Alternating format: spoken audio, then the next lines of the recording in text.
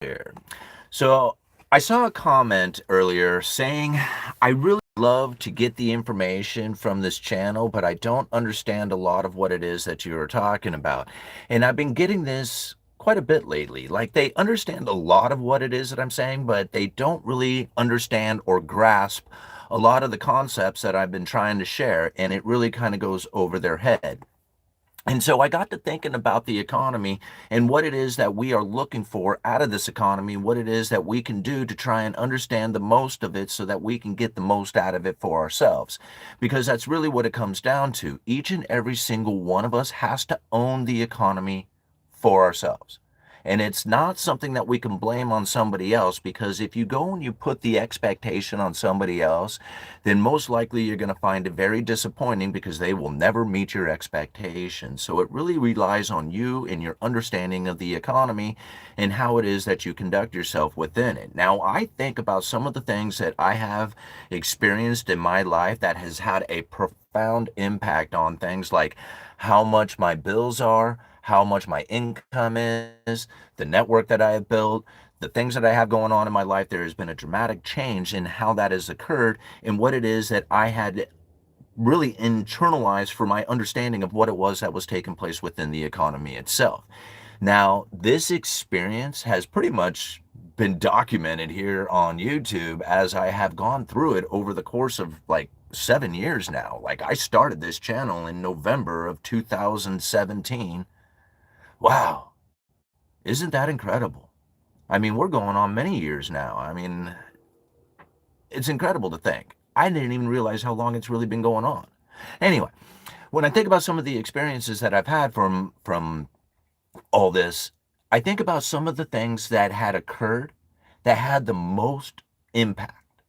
And it was some of the most insignificant things that you could ever possibly have imagined that had this huge impact on my life that changed the direction of everything. When people say, man, you must really understand the economy in order to be able to have a working class job and get a house and try and, get the retirement and do all that other stuff, considering that I was absolutely broke in debt, had nothing going on at 40 years old, this is a huge change in my life. And so when I think about some of the things that I understand about the economy, and I think about some of the things that had really occurred within my life that put me in the position and where I am today, I think to myself, man, it was really insignificant stuff that had occurred that really got me here. See, let me tell you something about having met George Gammon, right? Because after meeting George Gammon and him inviting me to go speak at the Rebel Capitalist, the whole world opened up in a different way. I never expected to have anything like that in my life. And to be able to go and speak on stage to the same audience as somebody like Ron Paul, or even the wonderful YouTubers out there like Mark Moss and Lynn Alden and Lynette Zhang, this is an incredible experience to go through. Now, I think about where it is that I met George Gammon, because it was here on YouTube. But it wasn't just here on YouTube.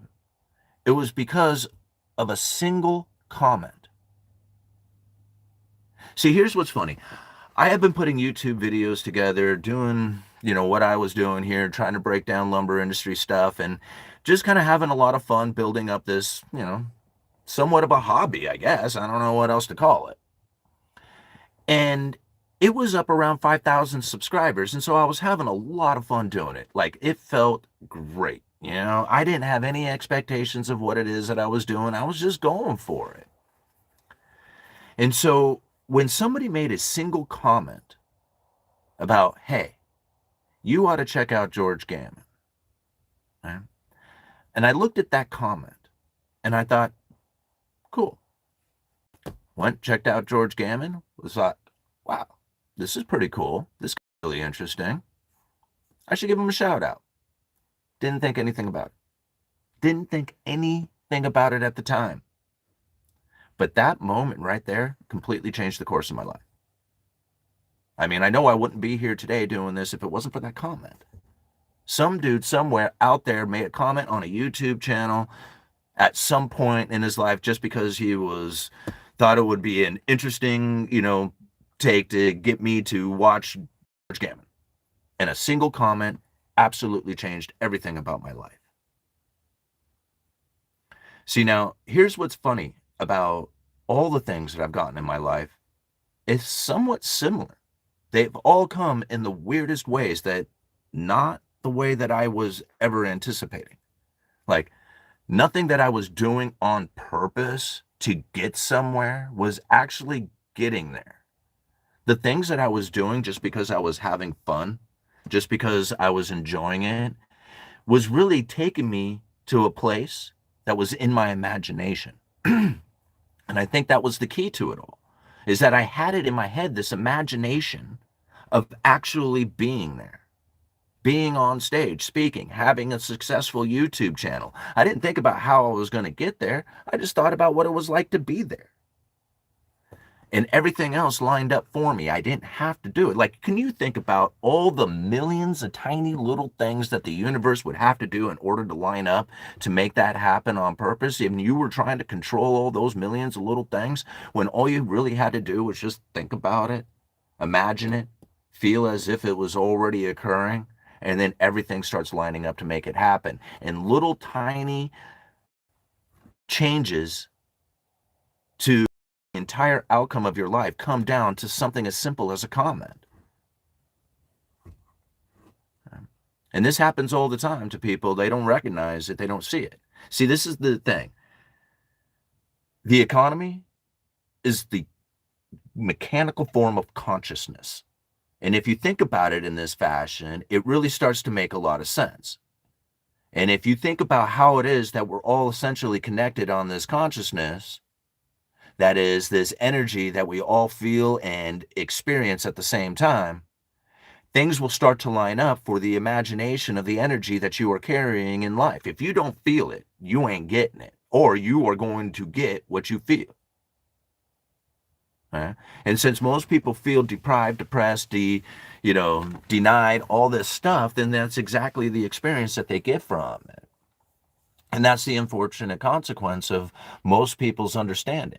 Even the idea of, I would really like to learn economics so that I can have a better understanding of what it is that I need to do, is already denying yourself the ability to understand economics. Why don't you just go learn it? It's already right there. It's all around. It's abundant.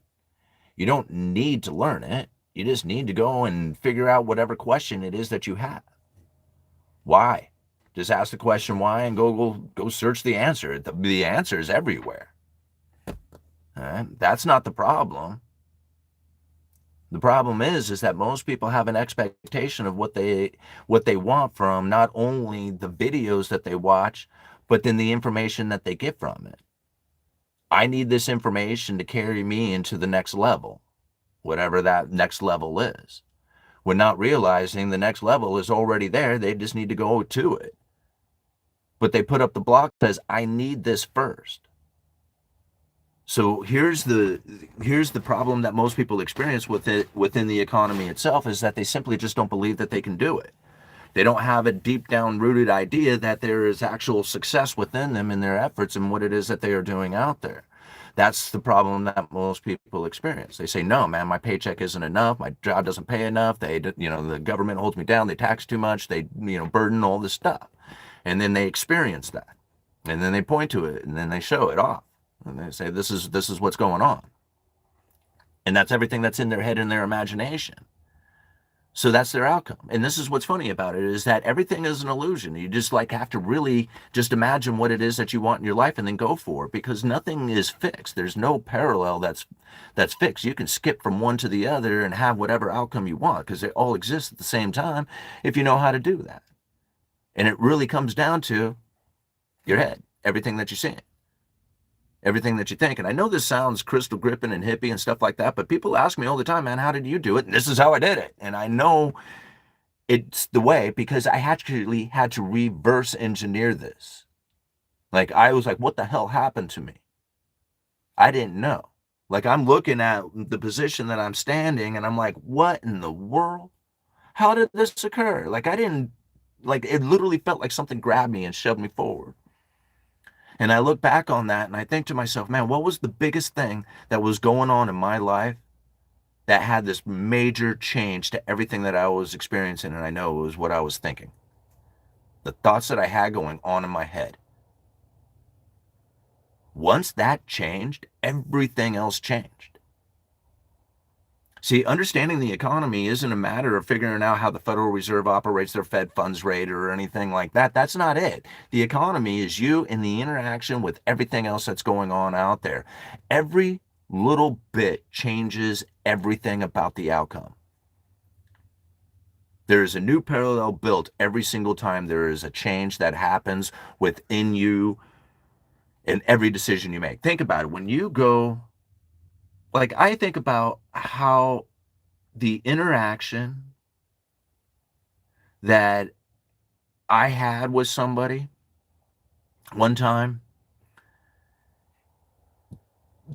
postponed their trip, which actually forced them to have to reroute, and that rerouting of that whole trip actually put them on a whole different, like, I don't want to go too deep into it, but it like it screwed up. Like, I was talking with them, I made them late, and then there was like an accident. I forget what it was. It was like a, I think it was a slide actually, or something that happened, and they had to reroute their trip, and that rerouting of the trip totally changed everything about what it is that they were going on in their life at the time.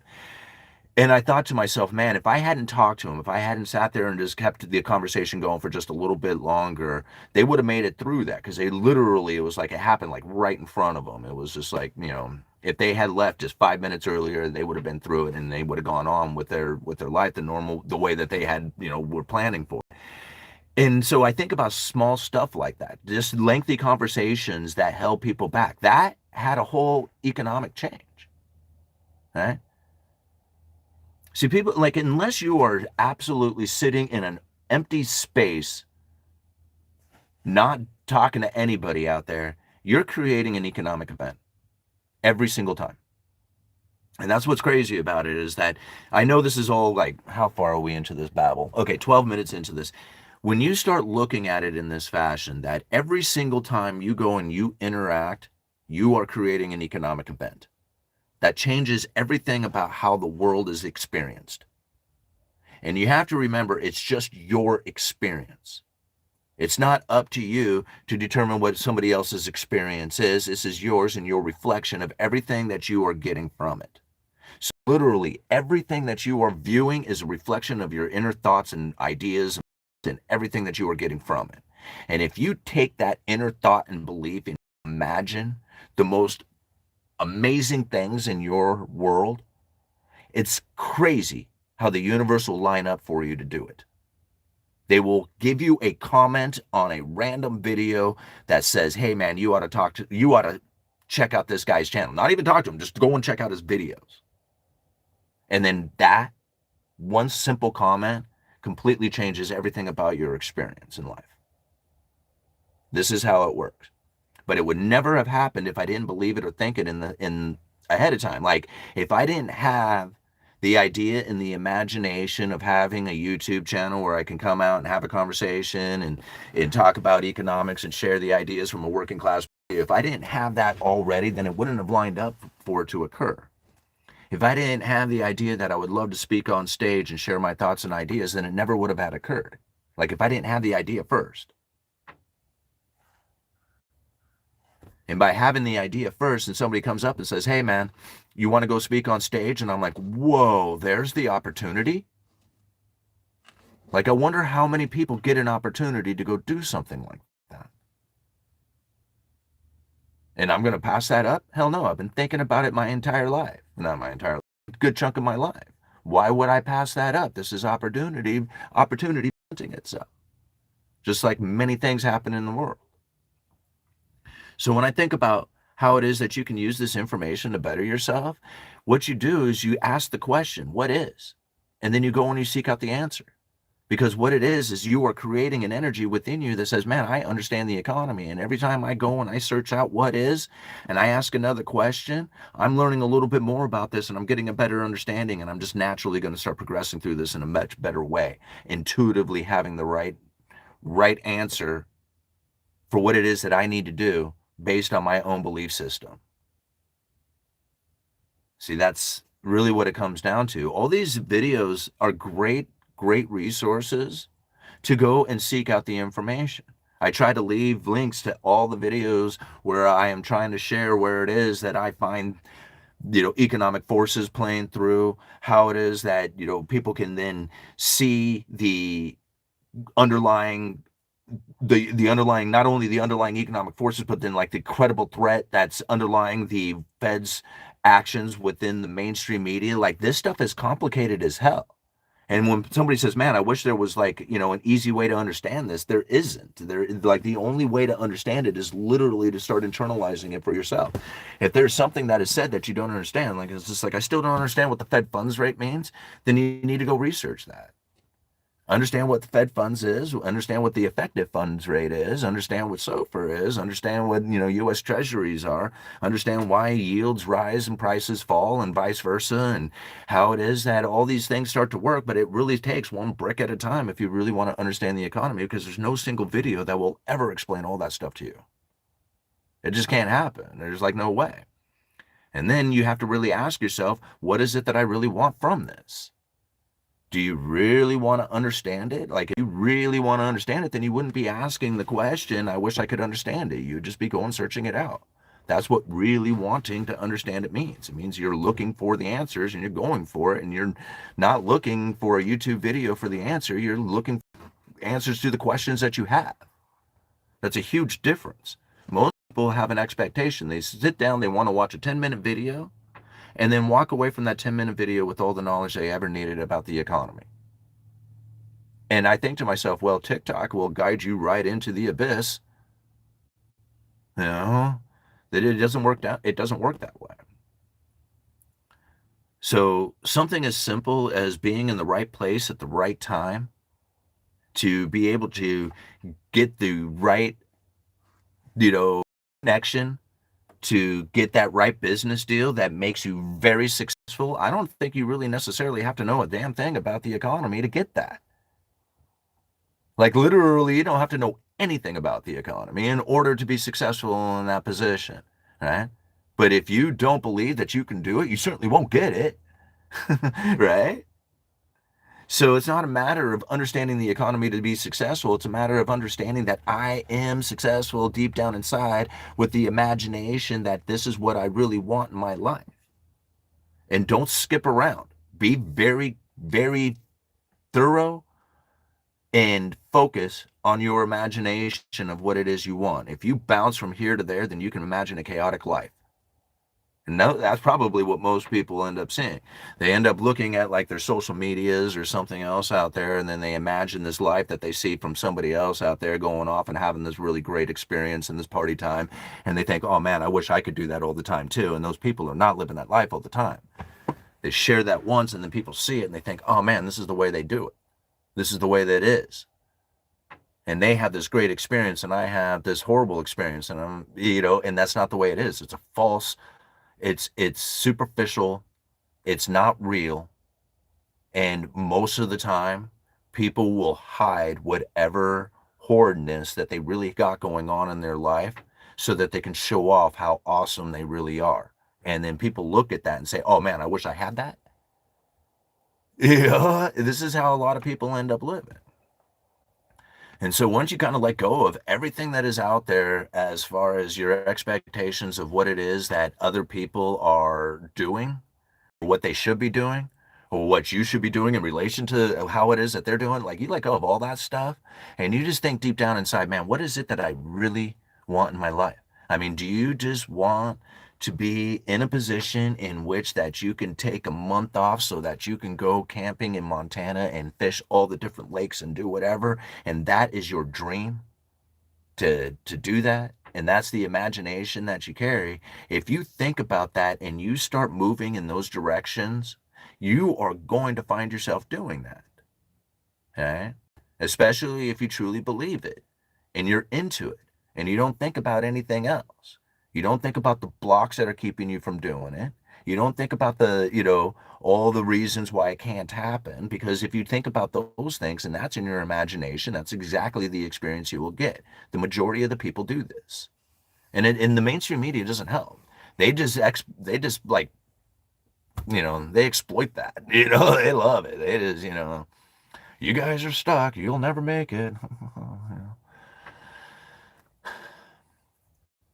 How could you possibly understand the economy if you don't do it for yourself? You are your own economy. That's it. There ain't nobody else who can guide you, just you. Your experience within this is all by your imagination, your decisions, and your beliefs. So again, when I open up and share the ideas of what it is that I had in my experience and what it is that got me here, I think about some of the things that I really understand about the economy and how it is that I use that information to put me in the position that I am. I think about things like the Cantillon effect and the reason why I drive the Suburban as opposed to a brand new one. This is a 97 Suburban. This thing is, I mean, this thing was built 2 years after I graduated high school. Right? Like this could have been my first car.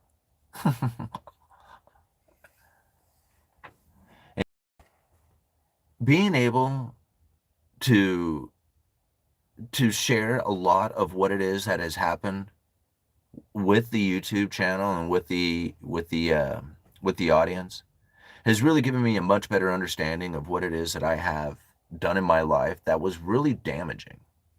Right? And when I share that and talk to people about what it is that I was doing that was, really holding me back, a lot of people come to me and they say, dude, thank you for sharing that information. That made a huge difference in my life. And I think that's really what it is. It's like when you look at the world and you say, man, I need to escape this for a little bit. It's like me time. I need to go to the bar and chill out and do all that other stuff. That's really unwinding all the successful things that you were lining up to do. Right? And it's not saying I go to the bar. I go, I mean, there's a bar down here that has a bunch of pinball machines that my wife and I like to go and play. Right? So it's not like we don't go out to the bar too. It's all right to go out and have a good time, but it's the idea behind of what it is that you are doing. If you're trying to escape, most likely you are going to escape. Right? You're going to escape all those successful experiences that you were trying to lead up to. Right? It's an unwinding. It's an unwinding of the chasing of excellence. Pleasurable experiences, like getting drunk and high and, dumping money into gambling or something that, is addictive, or I don't know, like everybody has their thing. And I mean, whatever it is.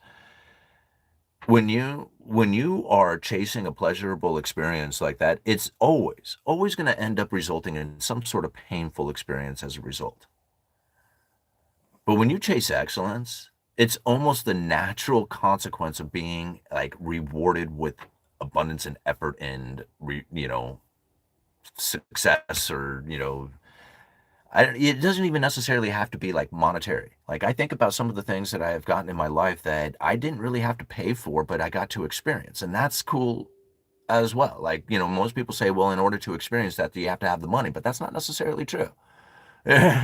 Like I got first class flights and awesome hotel room and got to eat and good food and do all kinds of stuff. I didn't pay for any of it, but I mean, somebody had to pay for it, but it wasn't me.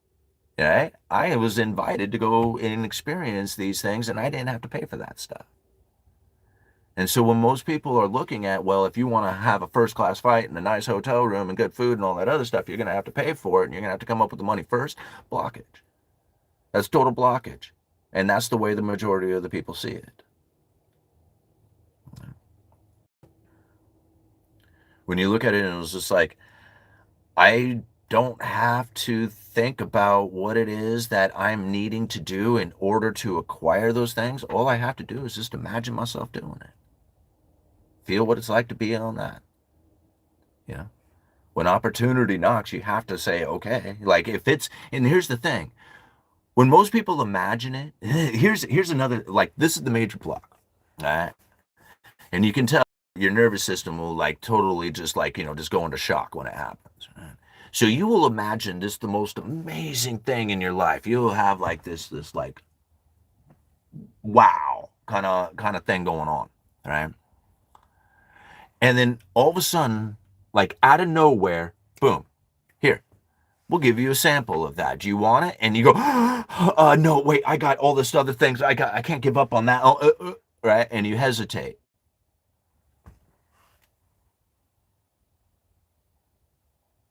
And what happens? Opportunity passes.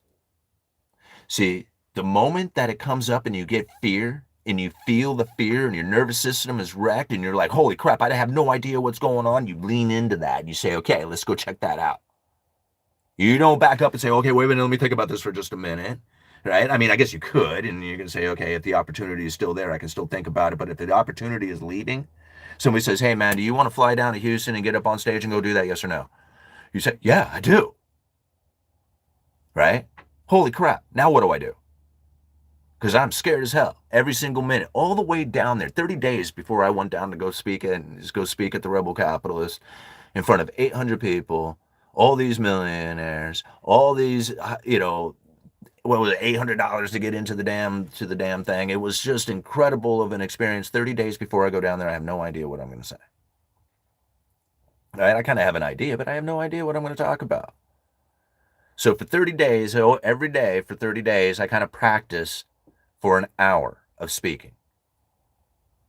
It was so hard. I was so nervous. I recorded it. I let my, friends and, family listen to it so they could tell me what it is that I needed to change about it. And I was so nervous about going down there. And I remember getting up on stage, getting in front of that audience, introducing myself. I got a few chuckles, the audience from an opening joke that I had told. And I remember thinking, man, they're laughing, they're connected, I'm in it. And that was the last thing I remember. I do not remember being up on that stage. I do not remember anything about it except one brief moment where I put my hand on the podium and I looked out at the stage, or off of the stage and out into the audience, and I see this sea of eyes, and I come to, and I have no idea what I had just said, and I have no idea what I'm supposed to say next. And I actually said it out loud. I lost my place. I had no idea what to do. At that point, I was like, it seemed like 15 minutes went by. Now, all I could think of, the only thing I could think of is what my acting coach had told me when we were in class. If you go up, what it means to go up is it means you can't remember your line. If you go up, just say the next line that you can think of. Just do it, right? And just because what else are you going to do, right? So just if you cannot think of the next line, just think of whatever the next line you think you can possibly, as close to that part in the play you can possibly get to. And so essentially, I just did that. I just opened up my mouth and started using words. And I do not remember what I said. I blacked right back out again and just went right through the rest of this thing. Everybody said, dude, that was the most amazing thing they had heard. It was credible, very good. Everything that I talked about as far as the lumber industry was very like on point. Everybody was really impressed with everything I had to say. I did this great Q&A at the end of it. And it was one of the most incredible experiences that I had ever had from something I don't really remember. Right? And I remember just talking to so many people afterwards and shaking so many hands and so all these, individuals coming up and just saying, how impressed they are with the channel and everything else. And I thought to myself, man, this is incredible. Like, how in the world does this take place? You know? I mean, I'm just some dude from nowhere out, and all of a sudden, here it is, man. You know? I didn't make it happen. I didn't I didn't make it happen. It all happens. It all happens because of your belief system, right? And even now, I think about it, it was just like, how come I feel so stagnant in a way? YouTube videos, and I love coming out and doing the live streams and everything else. But in a lot of ways, I feel like, man, what is it that I'm really supposed to be doing? Am I supposed to be doing live events? Am I supposed to be writing books? Am I supposed to be doing some sort of course? And none of these things really feel like a natural experience for me. And in my imagination, I'm thinking to myself, what are you doing? Are you waiting? Or are you just like, this is it, man? This is what you want to do. So even in my own head, I have to question that. I was just like, man, what is my imagination telling me that I want for an experience in order to have it all line up to achieve that? Because the more you think about it in that fashion, whatever it is, the more the universe is going to start lining up to achieve that imagination, that outcome in which that you are believing. And again, like if you are in the thoughts of, man, I'm waiting for a better political environment to take place, it'll never happen. You're waiting for an external expectations that will never occur. If you're waiting for better economic times, it'll never happen. It's your understanding and the position that you have taken within the economy. Everything is an internal view. Every view is coming from an internal thought. All of them. Yeah. How do you break this stuff down? How do you break down the economy in such a way that every person is going to then look at their life and say, man, I totally get why it is that I am experiencing this? They can blame everything in the world. I used to do it. Like I was the best at it. In fact, I could have had a wonderful YouTube channel that probably would have rivaled that of Alex Jones because I was really into that thing. And I really think about how depressive and how messed up that mentally deteriorated me and my outcome. Right? The repair from that took a long time, and I don't know if I even got repaired. Like I still think about some of those, horrible things that I had, come across when I was in the search of the truth when it comes to the New World Order and global governance and all the other stuff that goes with. And man, there is some stuff out there that you just don't want to look at. Yeah. And when you get to a point where you just fed up with it all and you just step away from it all and says, fine, I'm just giving up. Like I really don't care. Yeah. I don't care about the debt. I don't care about the bills. I don't care about, you know, even health. Like I just don't care. Like who I care. All of it's horrid, all of it's messed up. There is no reward, there is no success, there is no possibilities. And you look at the world that way, and I tell you what, man, it's going to it's going to mess you up. Right? It's going to mess you up. And unless you can recognize that that's what you are doing to yourself, because that's exactly what you are doing. There ain't nobody else doing that to you but you, because you are the one who is giving meaning to everything that you do and everything that you are seeking out as far as information. You are responsible for all of it. Once you recognize, man, I am taking in stuff that is really deteriorating me. Once you recognize that, once you see it, then you can say, okay, well, what is it that I do need to take in order to give me some sort of idea of success? Because once you start thinking of success and successful things and being successful, I assure you, man, things start lining up in that way. There ain't nobody who is going to want to do a business deal with you when you say, oh man, the government's horrible and they're going to just come down and take everything from you and you have no possibilities and all that other stuff.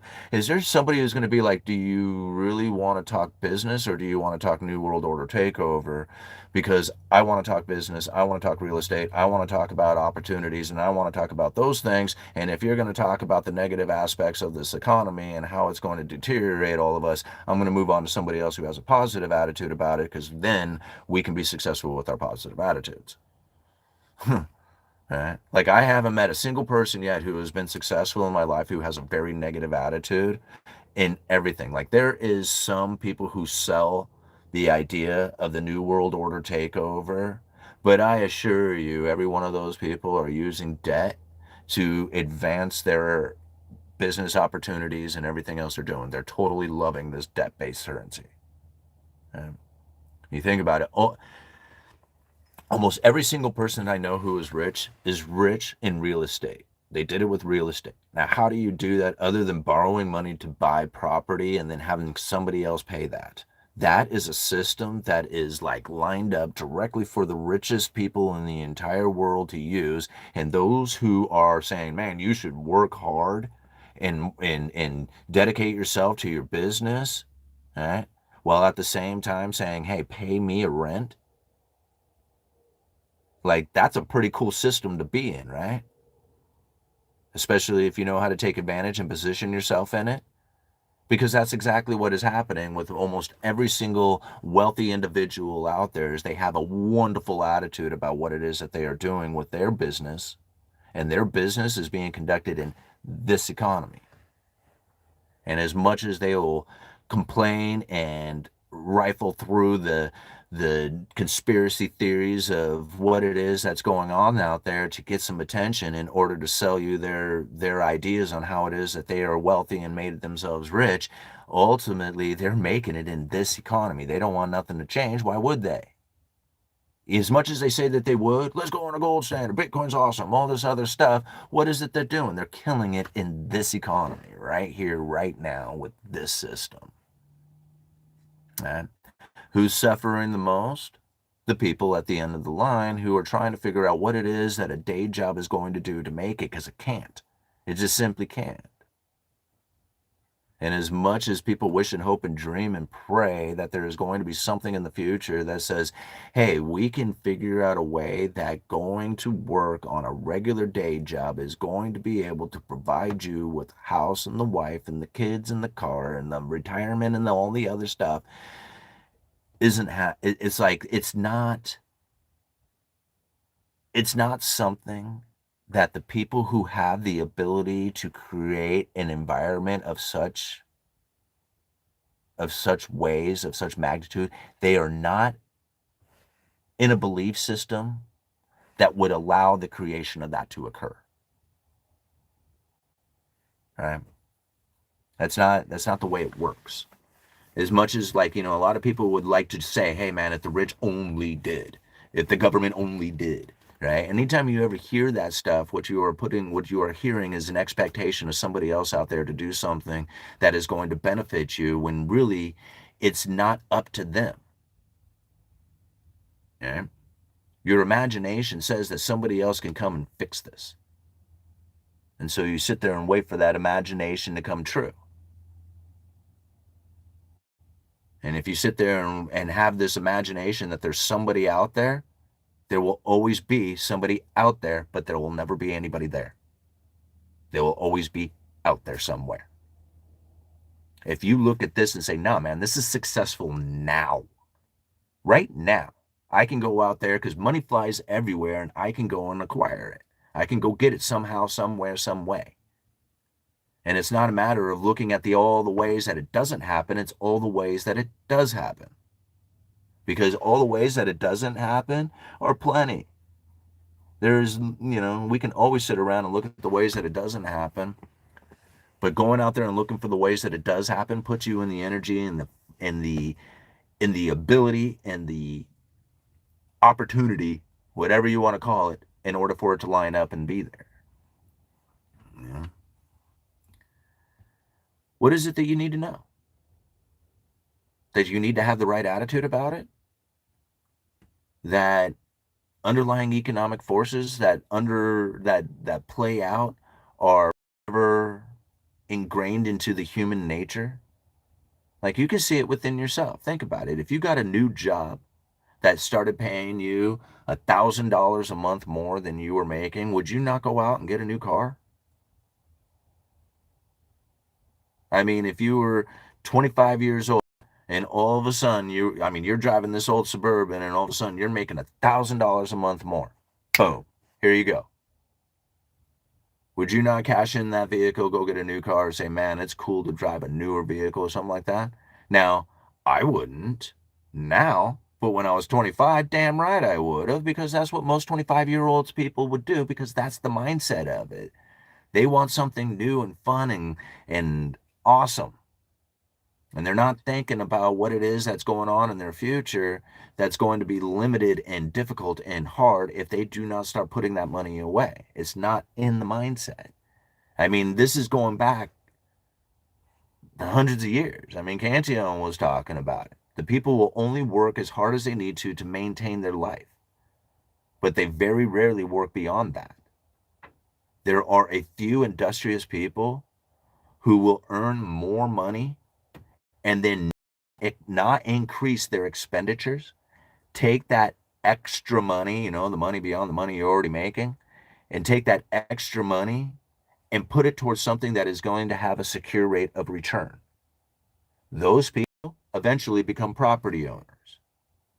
Now, to understand how simple it is it's just that. There is no system in which that somebody's going to come and create and say, "Hey man, take advantage of this opportunity." It's not up to them. And like that's what I really love about this is people say, "Oh man, the system was created." And I was like, "No, it evolved. It really evolved into what it is today and how it is that you then conduct yourself within it." Because it's not something that they're going to come and fix for you. That's what I love about it is like how people say, how do I fix the economy? It's not. You got to get the most out of it for yourself.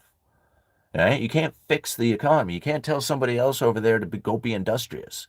You have to figure out how to be useful and helpful. And then once you can deploy that helpful and usefulness out there, then you will find how it is that the abundance literally just starts coming to you if you have it in your imagination that that's what's occurring.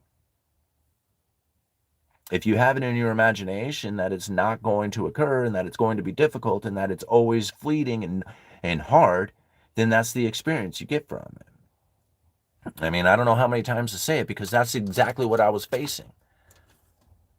You want to get the most out of the economy, believe that you can. Believe that the answer is right there, right? It's not right around the corner. That's waiting. You got to know the answer is right there. There is no answer that's not available to me. I can go and Google whatever I want. So once you have that and you start using that as your thought and your imagination of what it is that you got going on, it was just like if you have it in your head, I don't know enough, then you're going to get a reflection of that. You know? And it's not a matter of having like arrogance either. I think a lot of times people will take my videos and some of the ways that I comment about it as some sort of arrogance. And, I'm not trying to sound cocky or stuck up or anything of that, like that kind of nature. I look back on my life and I look at some of the things that was the most damaging aspects of it and how it is that I was conducting myself at those times and the words and the conversations and the beliefs that I was using. And I see and I recognize them again today within many people who not only comment on the channel, but then also just in society, like when I'm just out there and experiencing the world. I see it and I'm thinking to myself, man, that is the mindset that I had that kept me down. And as I try to share how it is that that mindset was not protecting me, I thought it did. Like I thought for sure by looking into this stuff, into the worst case scenario, that I was somehow putting myself in a position in which that I could protect myself from the chaotic event that may come down. And the only thing I was doing was really depriving myself from the ability to think about things that was actually going to benefit me. That's the only thing it did because the New World Order doesn't come down. The only thing that holds you, the New World Order will come down on you if you sit there and think about it all day long and try to protect yourself from it. Then you will be affected by the New World Order. But if it doesn't affect you because you just don't give it any consideration anymore, say, screw them, I'm going to be happy regardless of what they say. And you know what? I'm willing to try some crickets dunked in chocolate if I choose to. You ain't going to make me do it. All right? That's what it comes down to. And when you have that sort of belief system, because I have a constitution and a belief that says, you know what? You do not have the authority over me. There is no authority over me. I'm the highest authority there is. And I conduct myself in that fashion. And I try to believe it as much as I possibly can. And when I look out there and I see people say, oh man, they're going to do this to you, I'm like, no, to you. They don't do that to me. And I don't believe that they will. And so therefore, I don't give it any meaning. And as everybody else says, oh man, you better, you're just turning a blind eye to it. And I'm thinking, well, go ahead and spend more time, more effort, more energy to go out there and figure out how it is that they are holding you down instead of taking time and effort and energy to figure out how it is that you could take advantage of the system to put yourself in a better place. You got two paths. I mean, give it whatever meaning you want, man. They would love for you to keep hating them. Think that's why they put it out on the news all the time. Blame the left, blame the right, blame the left, blame the right. All day long, I'm sitting there and I'm like, man, this is the funniest stuff I have ever seen in my entire life because neither one of these people have any belief in trying to do anything of any kind of benefit for the people. They have no, like, they do not have my best, and they do not have my best in their intentions. They just don't. And so I gave up on the idea of them having the best intentions for me, and I tried to make them as irrelevant in my life as possible. Because the less you make them relevant, the less their power they have over you. The more importance you give them, the more power they get. They're responsible for my job, my pay, my retirement, on and on, my health, and all this other stuff. You got all this power over me. All right? And it was just like, no, you know what? I'm going to take all that stuff. I'm going to take I'm going to take my wealth out of the system by having gold and silver. So you know what? Go ahead and do whatever the hell you want. This is my insurance from third party claim. I'm going to try and eat healthy as much as I possibly can because you know what? I'm responsible for that too. And if I'm sitting around smoking cigarettes and getting drunk and eating, garbage food all the time, and I end up with a poor health after that, that is my responsibility for it. And if I can save hundreds of thousands of dollars in health costs because I'm eating healthy when I'm young and staying healthy and fit, then that's my responsibility that I get to take advantage of. That is nobody else's responsibility. None. My health is my responsibility. Now, I get it. The healthcare cost sucks for a lot of people out there, and there is a need for it in a lot of ways, but the way that this is structured is absolute garbage. Right? So you have to be responsible for yourself in those fashions. When you take it away from them and you say, man, you're no longer responsible for me in any way, shape, or form, and I am responsible for myself, their power diminishes to almost nothing. But the moment you say, oh man, I got to give them importance, they have to, they should, they just, if they only, right? More and more and more and more power to them. That's why I just finally said, you know what, I'm just going to go straight up anarchist. And not like the stupid anarchy that you see blamed, like, the way Trump blames these Portland riots and stuff like that. That's not anarchy. That is like the absolute opposite of anarchy. I mean, there is no better way to get government involved in your life than to go and throw shit at them.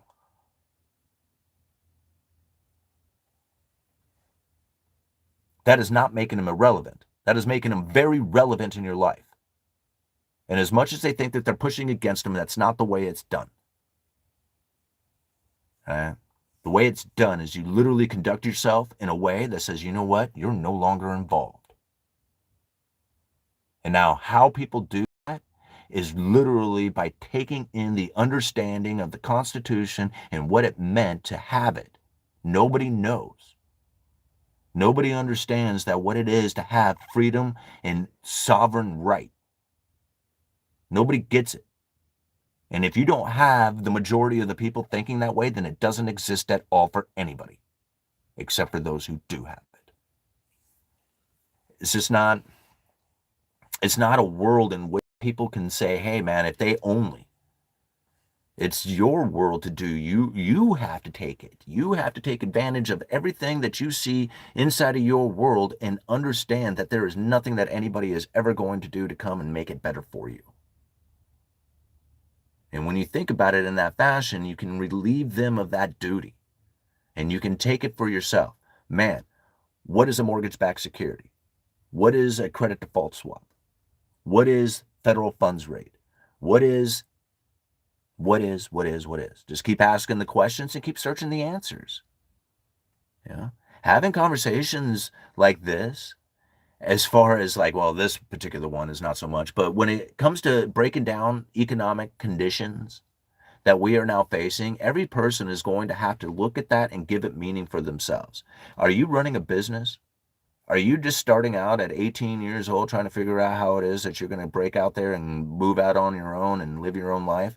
Are you 80 years old trying to figure out how to hold on to whatever little retirement that you got going on? There are so many ways to look at what it is that's happening out there. There is no way possible that anybody's going to deliver a video that says, here, man, let me explain it in a fashion that you are going to truly understand, right?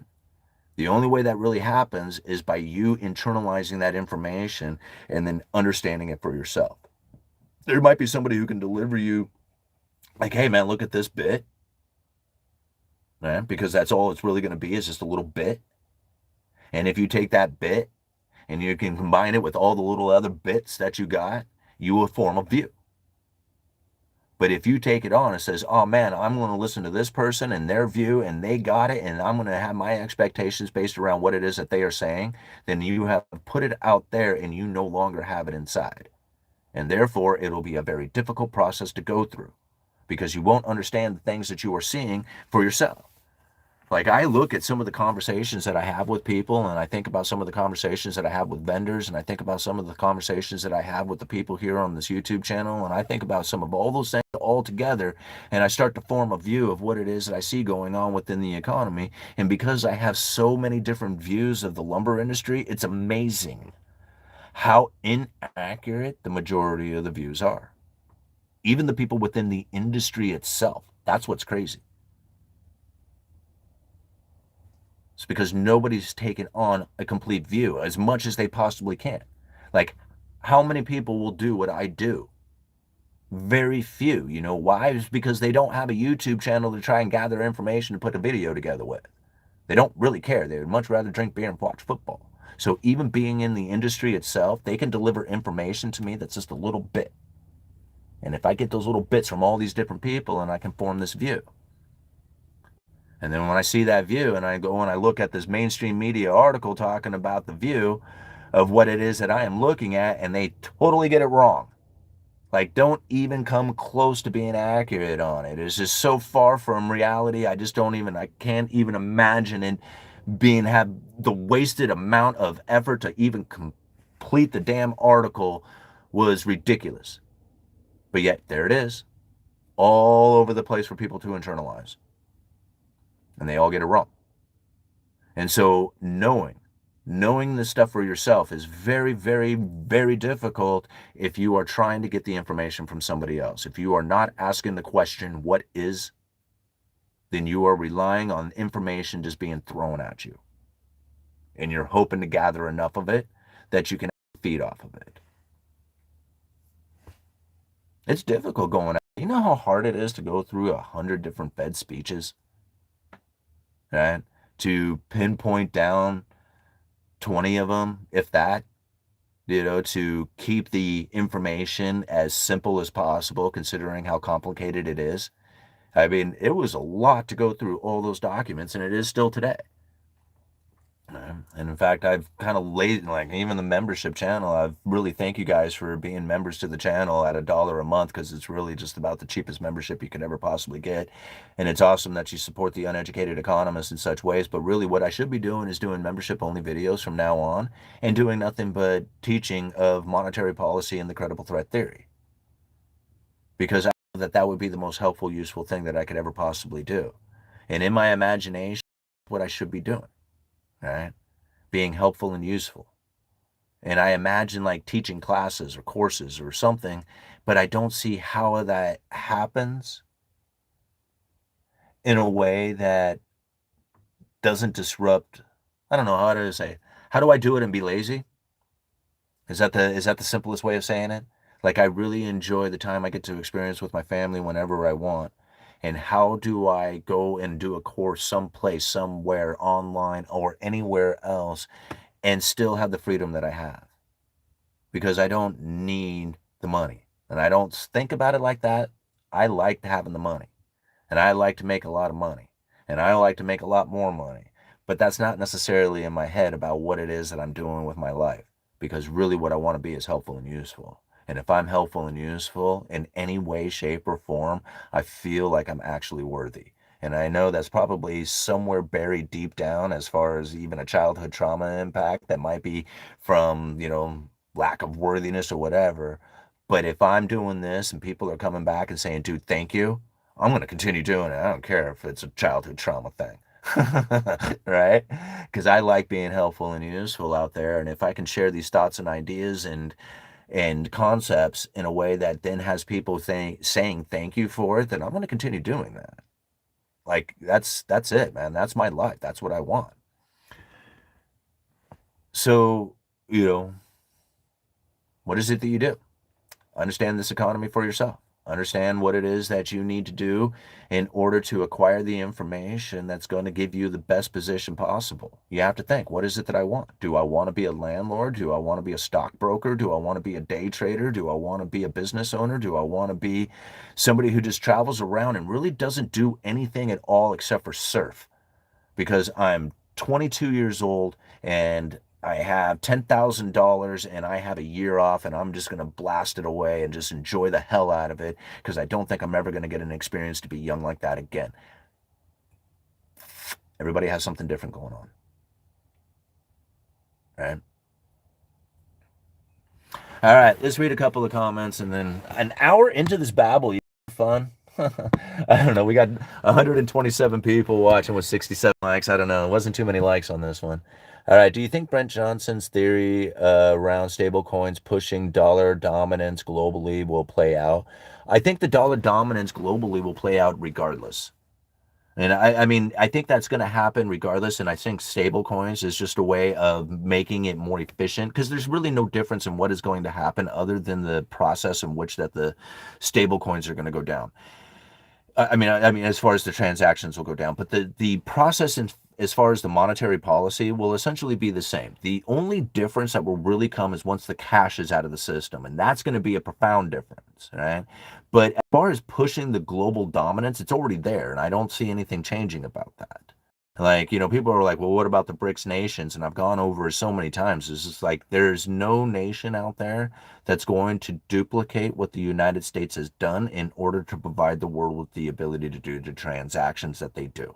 So ultimately, the stable coins are just another way of expanding the ability to do transactions. But until they get cash out of the system, that's going to be a huge difference inside of it. Now, there's like, I shouldn't say it's not going to be like I can imagine stable coins and then the ability to then use the stable coins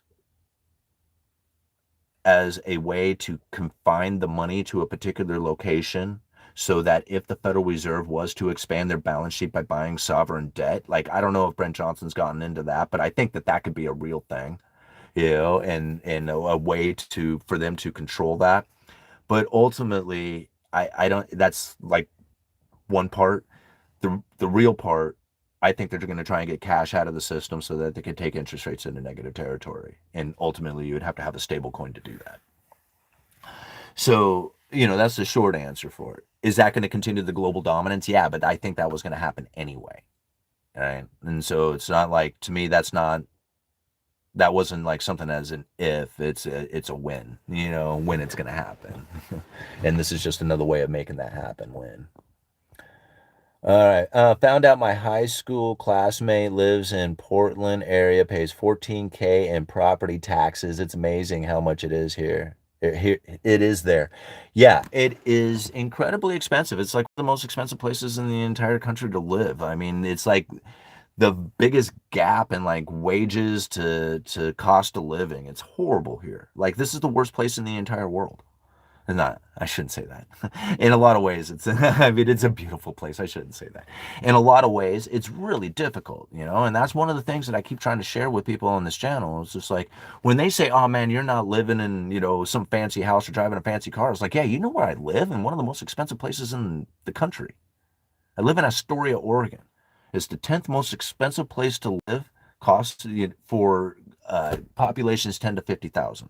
It was funny in Dante's Peak, and they were talking, what was it?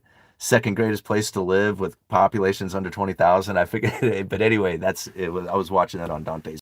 We watched that movie, and I was laughing about that. I was like, "Oh, hey, that sounds like me when I talk about Astoria and the cost of living." And all that. Anyway. Free and easy really helps to click the like button. Yes, please do so. We got 74 likes right now with 143 people watching. I got a good 50% power left, and Sarah will be finishing up her class real soon and heading home, so we got some time yet.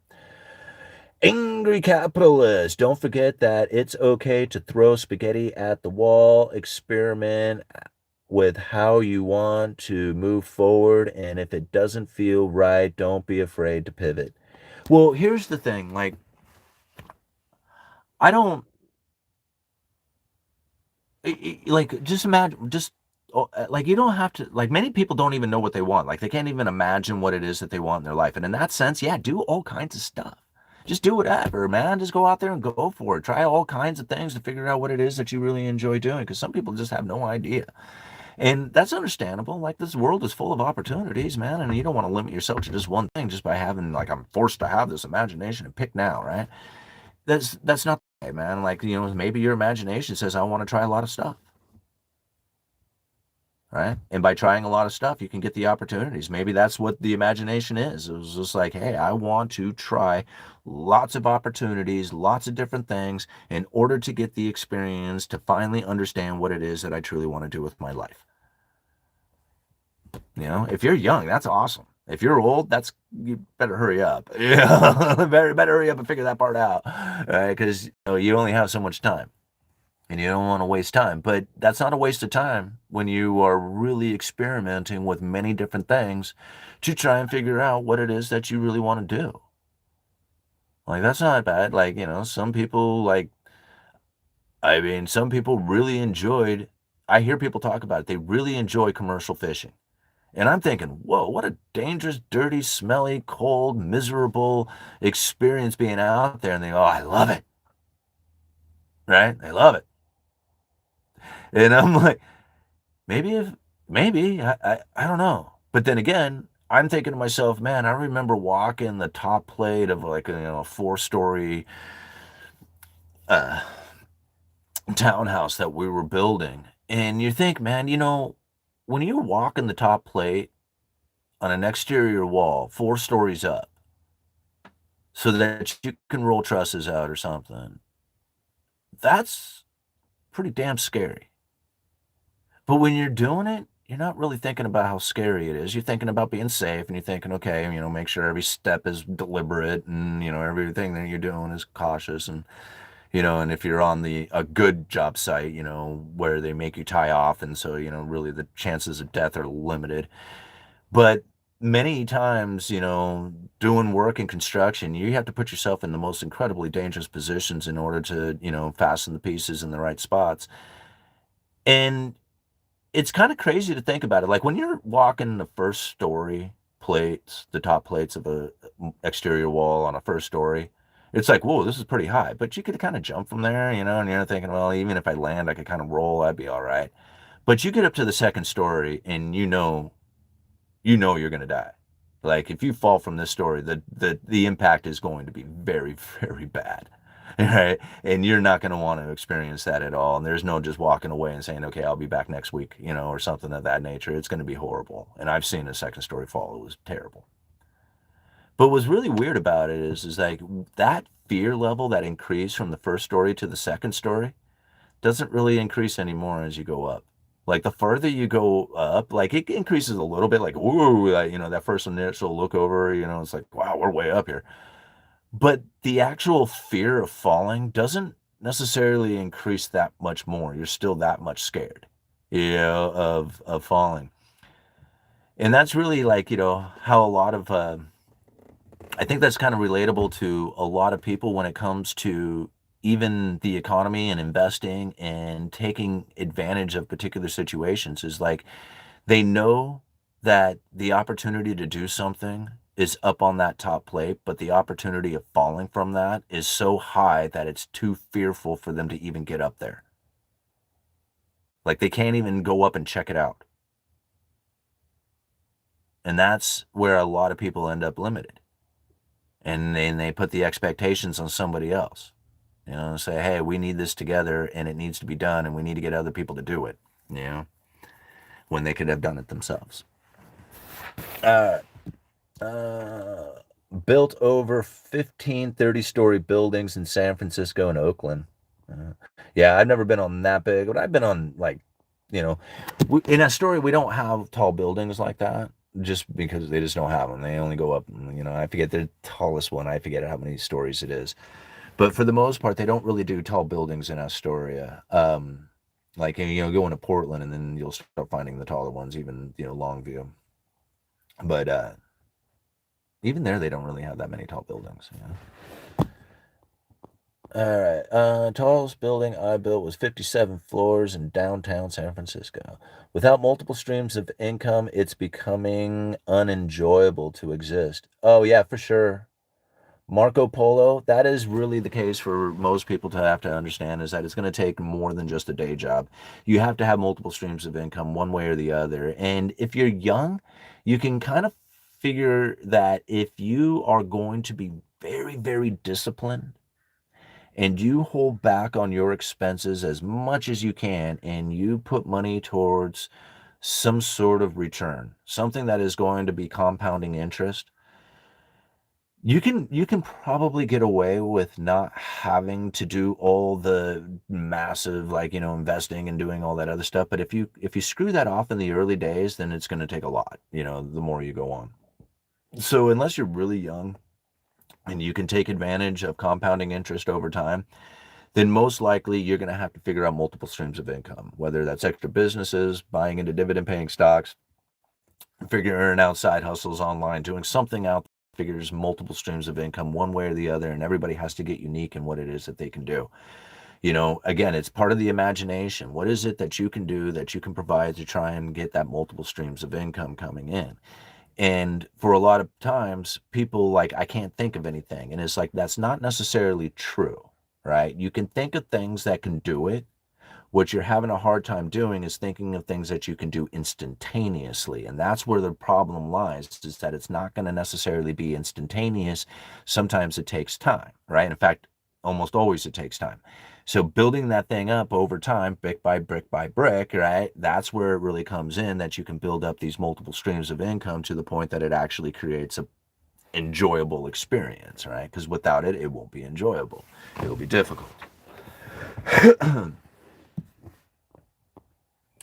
I did one day job, but I also kept my expenses at 30K and no more than 60K and investing the rest. Yeah. You got to get in USE the gumption to get something done. The gumption. Oh, the gumption, gumption. The gumption to get something done and take care of business. Apartment dwellers, got any suburban friends? Make 'em plant a garden. Got any rural friends? Help them build a chicken coop. Both sets of friends will thank you later. Uh, how's how's a kid going to get multiple streams of income? What are you talking about? That's not like, this is, Joshua. That's the thing. Like, I think actually that's a wonderful question. Right? How? Go look. Go out there and look and think about all the different ways that a child could actually get multiple streams of income. Right? Like, for an example, and it's not for everybody, my kid raised a fair turkey, sold that turkey off. Right? He did that over the course of the summer, right? And so when you think about things that kids can do, it's not going to be the same for everybody. We live in an area that can be done. If you're living in the middle of the city, that's probably not going to be an option. But in the middle of the city, there's going to be an option that I can't even think of because I don't live in the city, right? See, this is why the imagination is the most important part. It's not every child could have a multiple streams of income. They just have to have the imagination that they can do it and that it's possible. And then once they start figuring out what it is that they can do to create multiple streams of income, then they will be on that path. But they really have to have the belief that they can do it and then, actually progress in those ideas, with what it is that they can do. Freddie comes up with ideas to make money all the time. He is constantly coming up with ideas to do it. I mean, he wants to sell baseball cards. He wants to put stuff together. He is always like, put stuff together and sell it. Like, he is always thinking of things to do to make money. And it's funny because he overwhelms me sometimes. I'm like, Freddie, we can't like just go and do that. Like, we have to, but he's like, go get it. Like, let's make it happen right now, Dad. Like, I don't want to screw around. Yeah. And again, like, I find it like so awesome, but then a lot of times I don't want to limit him and saying, dude, we got to chill out for just a little bit. We can't just do all these wonderful expectations that you have here. but we can do some of them. Uh, Matt says it's Saturday and I'm at my neighbor's house painting for some extra money and the extra source of income. See? Very good, man. See, like there's two of us kind of doing it right now. I'm out here sharing thoughts and ideas and getting a little ad revenue from it, and you're listening to it while painting, and that's the money flowing. See how the economy is working right now? All right, Josh Burns. A garden is another source of income. Start there if you can't do anything else. Yeah, you're right. It doesn't matter what it is. A garden is exactly. If you have it in your mind that you are doing this garden so that you don't have to go and buy the squash, you can grow the squash. Perfect. Because it's not necessarily people are like, well, let's think about the amount of calories it takes, and no bullshit, right? It's the thought, right? It's the thought that you are in and why you are doing it. I'm growing this garden so that I can, not only eat healthy, eat fresh vegetables. It's fun to do. It's a great hobby, but then I'm also going to be able to save a lot of money by planting seeds and growing carrots and eating the carrots, right? So if you don't have to buy it, right, then it's money you get to keep. And that's a lot of ways making money. Right? It's extra money. All the money beyond the money you're already making, that's extra money. And that's a great way of looking at it too. So you can have all kinds of extra money doing it that way. I mean, I thought so. I don't know how many people know what mullein is. I don't even know if I'm saying that right. Mullein. It's a flower, right? Big tall weed, and it's not like weed like smoking weed, right? It's a weed that's like it grows all over the Pacific Northwest. Anyway, it has this single stalk, or maybe I guess sometimes it's multiple stalks, but anyway, it has a single stalk with a bunch of yellow flowers on it, and it has these really felty, fluffy leaves, right? They're like, I don't know, velvety leaves, right? And so, anyway, this particular plant has an incredible decongestion uh, aspect to it, like power to it. So if you drink it as a tea, it like, helps you breathe better if you're like, sick or if you're congested or whatever. So I felt that way the other day, and we actually had some because I found it down here near the tracks, and I'm like, oh hey, there's some of that mullein stuff. So we dried some of it out, and I tried it, and it's not the greatest tasting tea in the world, but I kid you not, it totally works, right? And so a couple of cups of this tea has you all of a sudden breathing better and doing better. Well, understanding that there is antihistamine or like anti-decongestant, mucus-breaking drugs out there that you can buy over the counter pharmaceuticals and stuff that kind of work, they do okay, and people buy them and they're no good on your system, and yet here it is, this natural remedy for that exact same thing, and it's completely free and it's all natural and it's easy to do, right? That's money. That's extra money. All right. Cowboy toilet paper, I think. All right. If people knew how hard it was to forage and grow their own food, they would think groceries are cheap.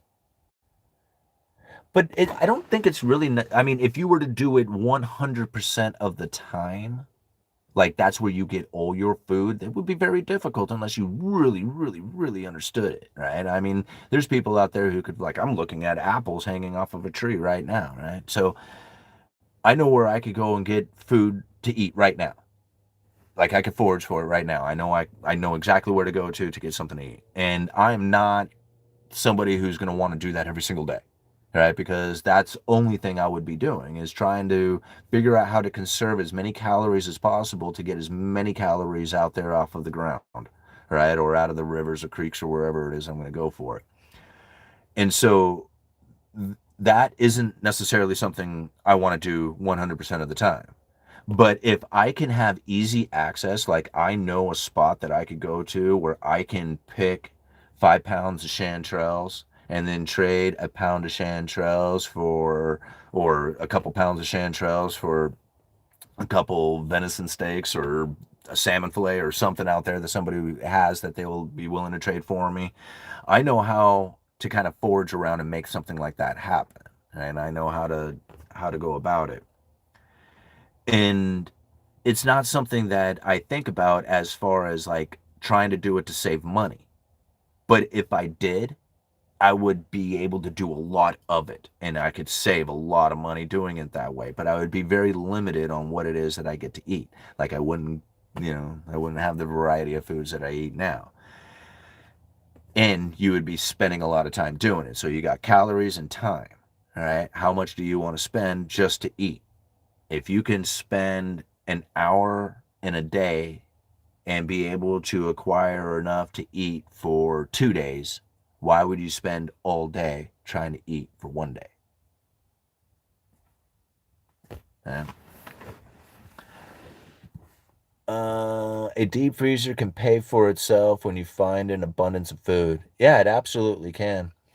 And and canning food. To me, like canning food is better because we lose the power out here. And if you lose power on your freezer and you don't have a generator to keep it going the entire time, then you're going to lose all that food. But if you can that food, you can store for years. I think that's the reason why car living is not the best way to save money.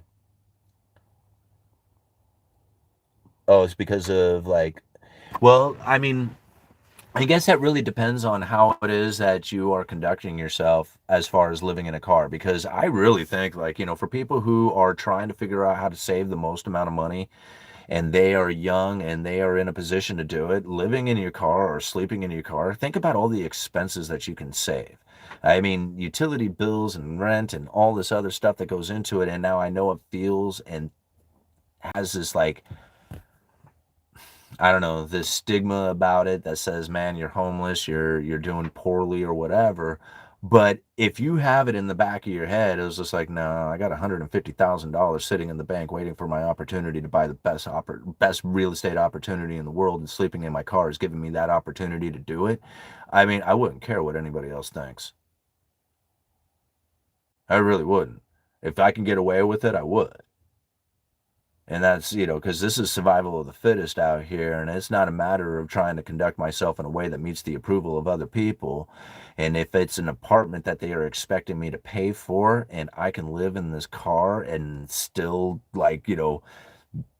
be able to work and be, have clean clothes and stay keep up in good hygiene and all that other stuff, then yeah, man, like load up on that money and get in the position in which that you can have an abundance, because the cost of living is too high.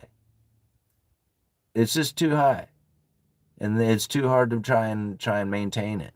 I know, I mean, I think about all the stuff that I do to try and have this house so that my family has a place to be that is safe and secure, and the boys have their own bedroom and it's in a neighborhood in which that I grew up in, and like this is like exactly what it is that I was hoping to have for my family.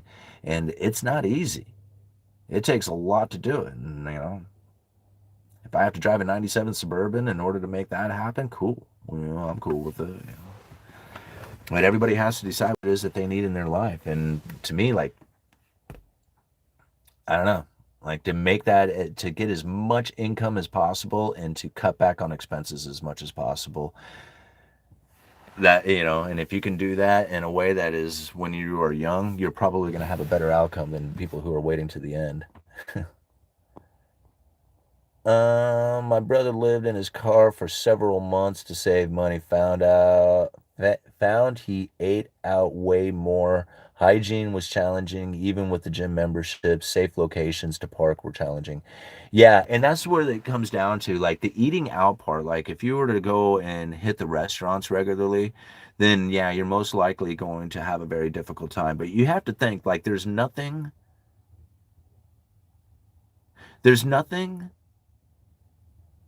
that I mean, I watched this Canadian hippie dude, who does these great, like, survival kind of videos, cook a lasagna out in the woods, right?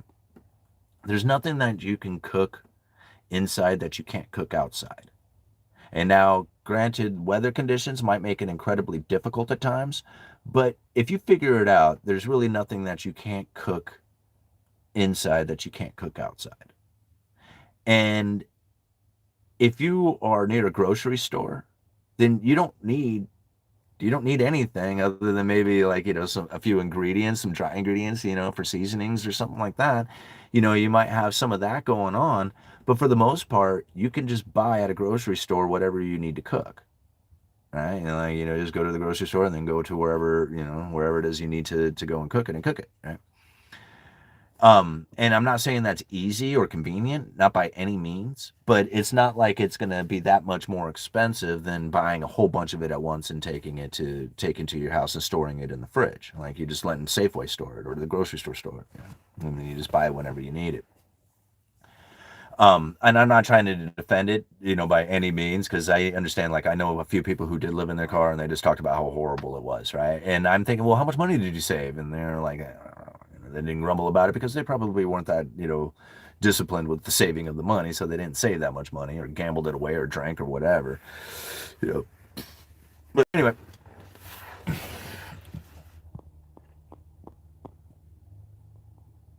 thank you for being here, Standard Nursery. I really appreciate you too, brother. All right. Brody says something about missing a point there. I guess he was having a conversation. Okay. Steven Shuck. Invest in parking spots that provide toilet and water, maybe with security guard.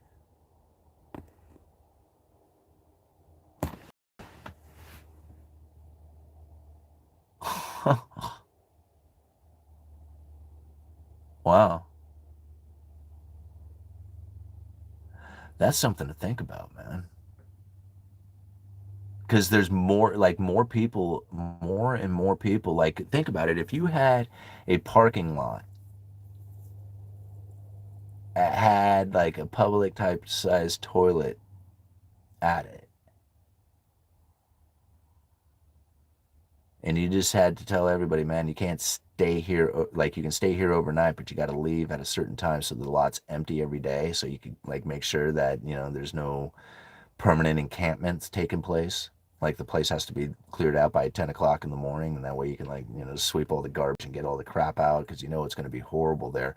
But holy moly, man, that's not a bad idea. I mean, talk about like how much do you like a dumpster, a toilet, and a fence and a security guard to pay to collect money on the way in, and having a big parking lot that you can stay the night in. Dude, that's a great idea. There's places like that, isn't there? All right.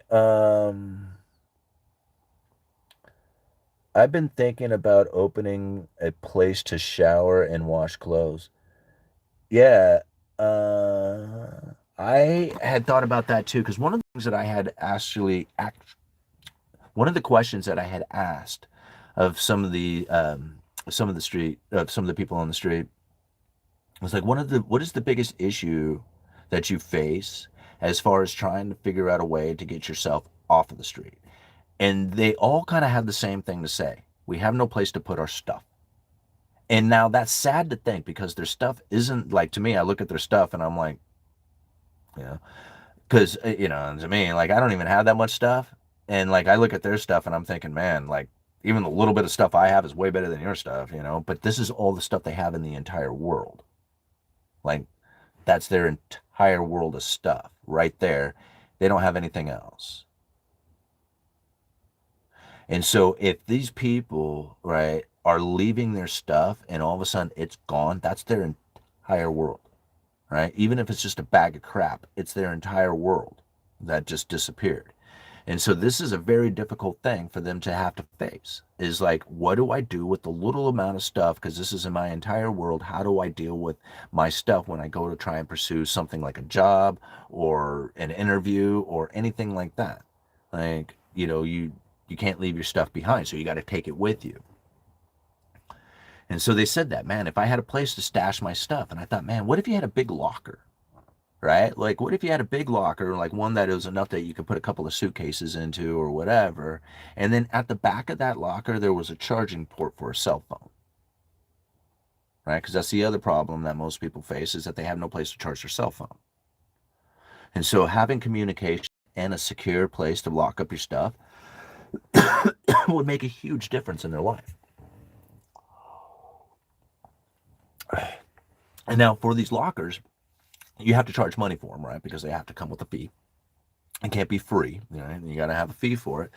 But you could be in the position of generosity that says, hey, man, you're new to town, you're stuck, you need to go get a job interview, you need all this stuff. Here's a prepaid card for those lockers to stash your stuff in and get your cell phone charged. All right. And then you can offer people that opportunity. They can't do anything else, they can only buy those lockers. So now they don't have an excuse on leaving their stuff behind and not having a way to go and pursue that of what it is that's going to give them a better life. See, even the idea of like like being able to have a place to shower, store your stuff, right, and charge your cell phone. If they had those three things accessible to them, then they don't really have an excuse on why it is that they can't go out there and seek an interview for something somewhere, somehow, right? But if they don't have those things, then it's going to be very, very, very difficult, right? It's going to be difficult anyway because they got to get over the mindset of the survival mindset already, and the drug addictions and the mental deteriorations and all that other stuff. But if all those things are overcome, and they're not overwhelming the individual, and they have those three accessible things, right? A locker to store their stuff, the cell phone, charging port, and in a shower, they should be able to at least have the ability to then go out there and seek something, right? But without those, there's no way.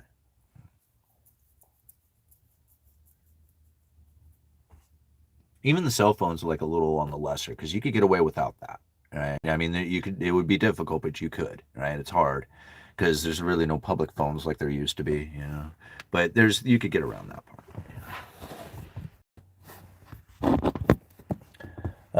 There's no excuse anyway. They'll give you 10,000 words on why they can't, even if they can easily. Yeah, but that's the point.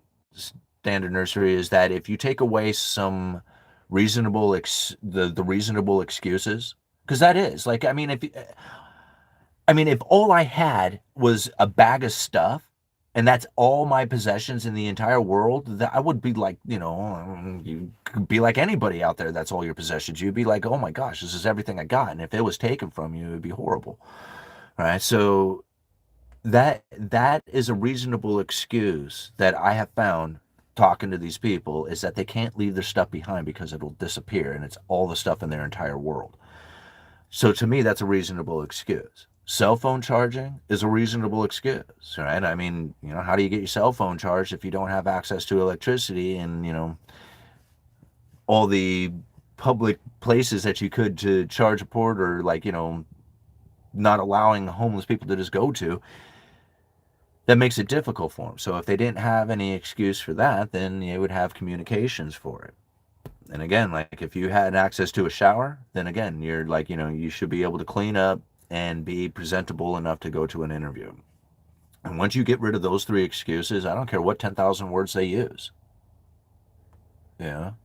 It was just like they can make up, like the imagination can take all make up all the reasons in the world. And most of them will be very legit sounding to them. Yeah. But after that, they really don't have any excuse. I wished I could move to the US and just work and live a peaceful life. Well, where do you live, Kenny? Uh, I remember when you didn't need to have a phone. Yeah. A lot of people just don't want to work. Well, yeah. Like, I don't think anybody really wants to work. Like, everybody likes to do things, likes to build stuff and whatever, but nobody really was just like, man, I can't wait to go out and spend 8 hours mowing the lawn again.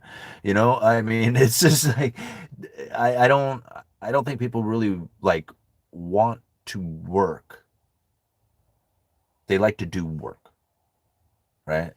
The difference inside of that, nobody wants to work, like has to work, show up every single day to do this, to just barely survive, wondering what it is you need to do in order to acquire a little bit more in your life. Nobody wants to do that, but people like working, like I like working. I like You know, like I unloaded a truck the other day, a plywood truck that took me like, I don't know, 20 minutes or something of unloading this truck. And it had been a while since I had, driven the forklift. Not driven, I drive the forklift every day, but it was the first time that I had driven the forklift in a way that says, man, like back into the industrial work, like where you're just doing repetitive thing over and over again. Pull the unit up, put it down, pull the unit up, put it down, pull the unit up, put it down, take the unit, put it in the stack, put the unit in the stack, and you're just driving it over and over again. And pretty soon, like your mind is thinking about all kinds of other stuff, but your body is just doing the work, right? Like you're not thinking about it. Like you're paying attention where the forks are, making sure you don't damage the material and stuff. But your mind is spinning on about other things going on in the world and what it is that you have for your ideas and imagination and stuff. And your body is just going for it, man. It's just doing all the things. And at the end of it, and you're all done, it's just like, yeah, man, that felt good. You're a little sore from like even just being hunched over on the lift and moving it all around or whatever because you're not used to using those muscles as regularly as possible, as much as you are. That's a fun experience. It was actually enjoyable. Now, if I was doing that every single day, that wouldn't have been the same thing. All right.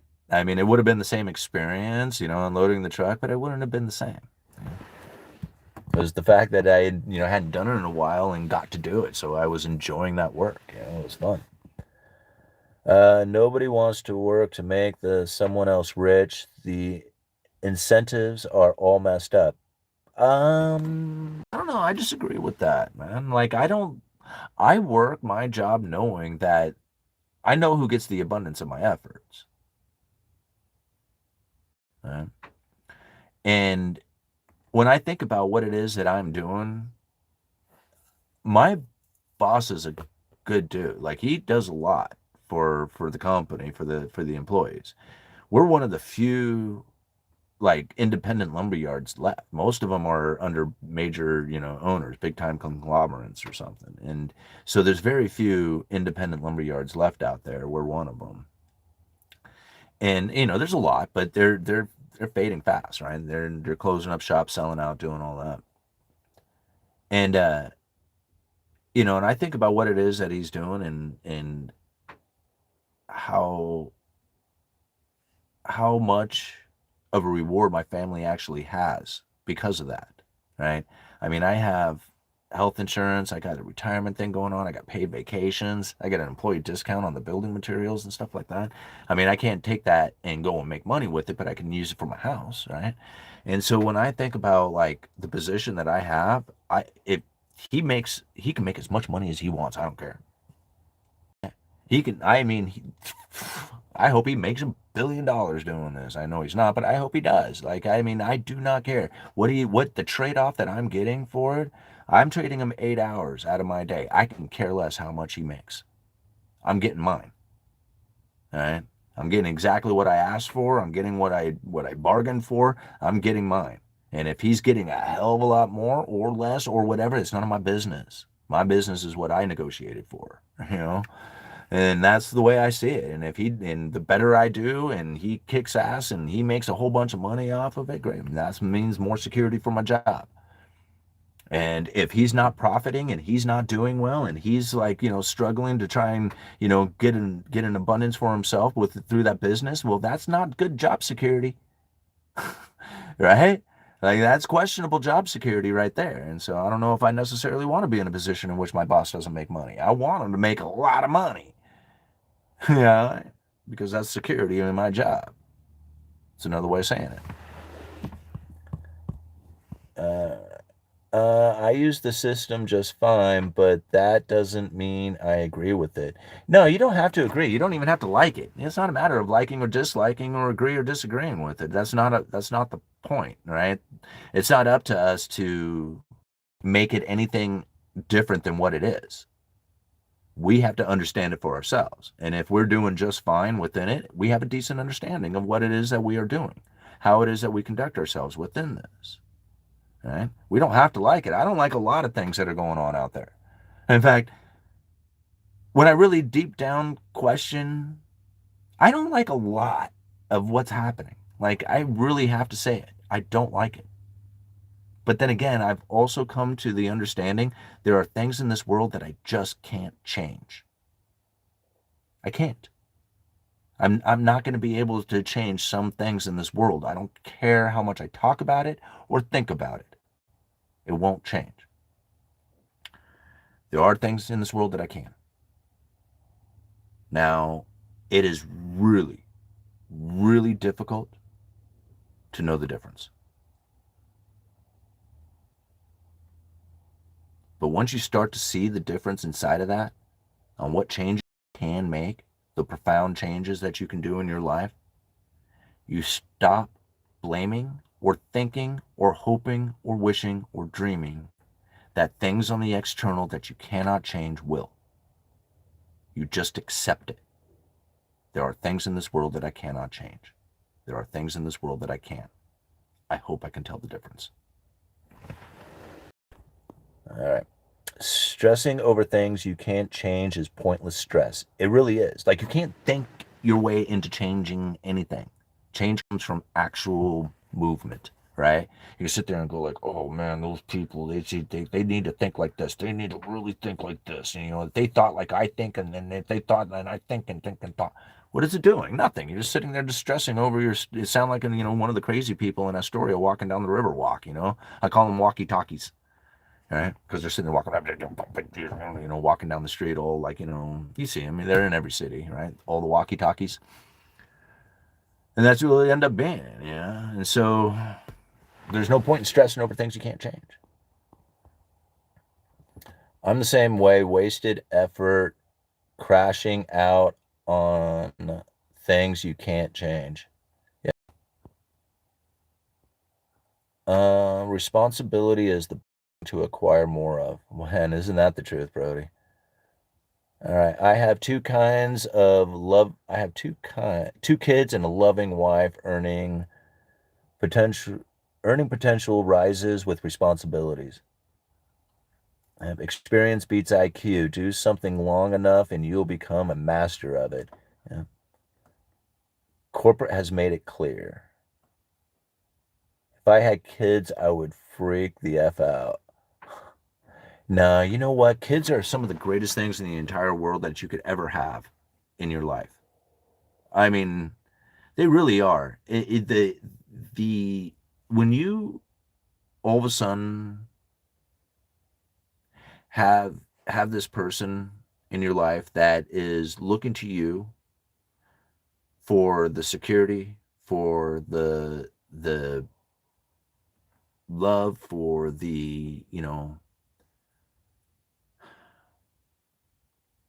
they're looking to you for everything. And when you see that and you recognize that, you all of a sudden don't look at yourself in the same fashion that you once did. Like, I myself now look at the way that I was conducting, like I look at the way that I was conducting myself in the past and how deteriorated that was. When I look at it now, I think to myself, no, man, I have to do this, rise up, do the best that I possibly can so I can give these kids the best shot, right? Because it's not fair for me to leave them with a burden, but it is definitely a position that I could do to leave them with a benefit.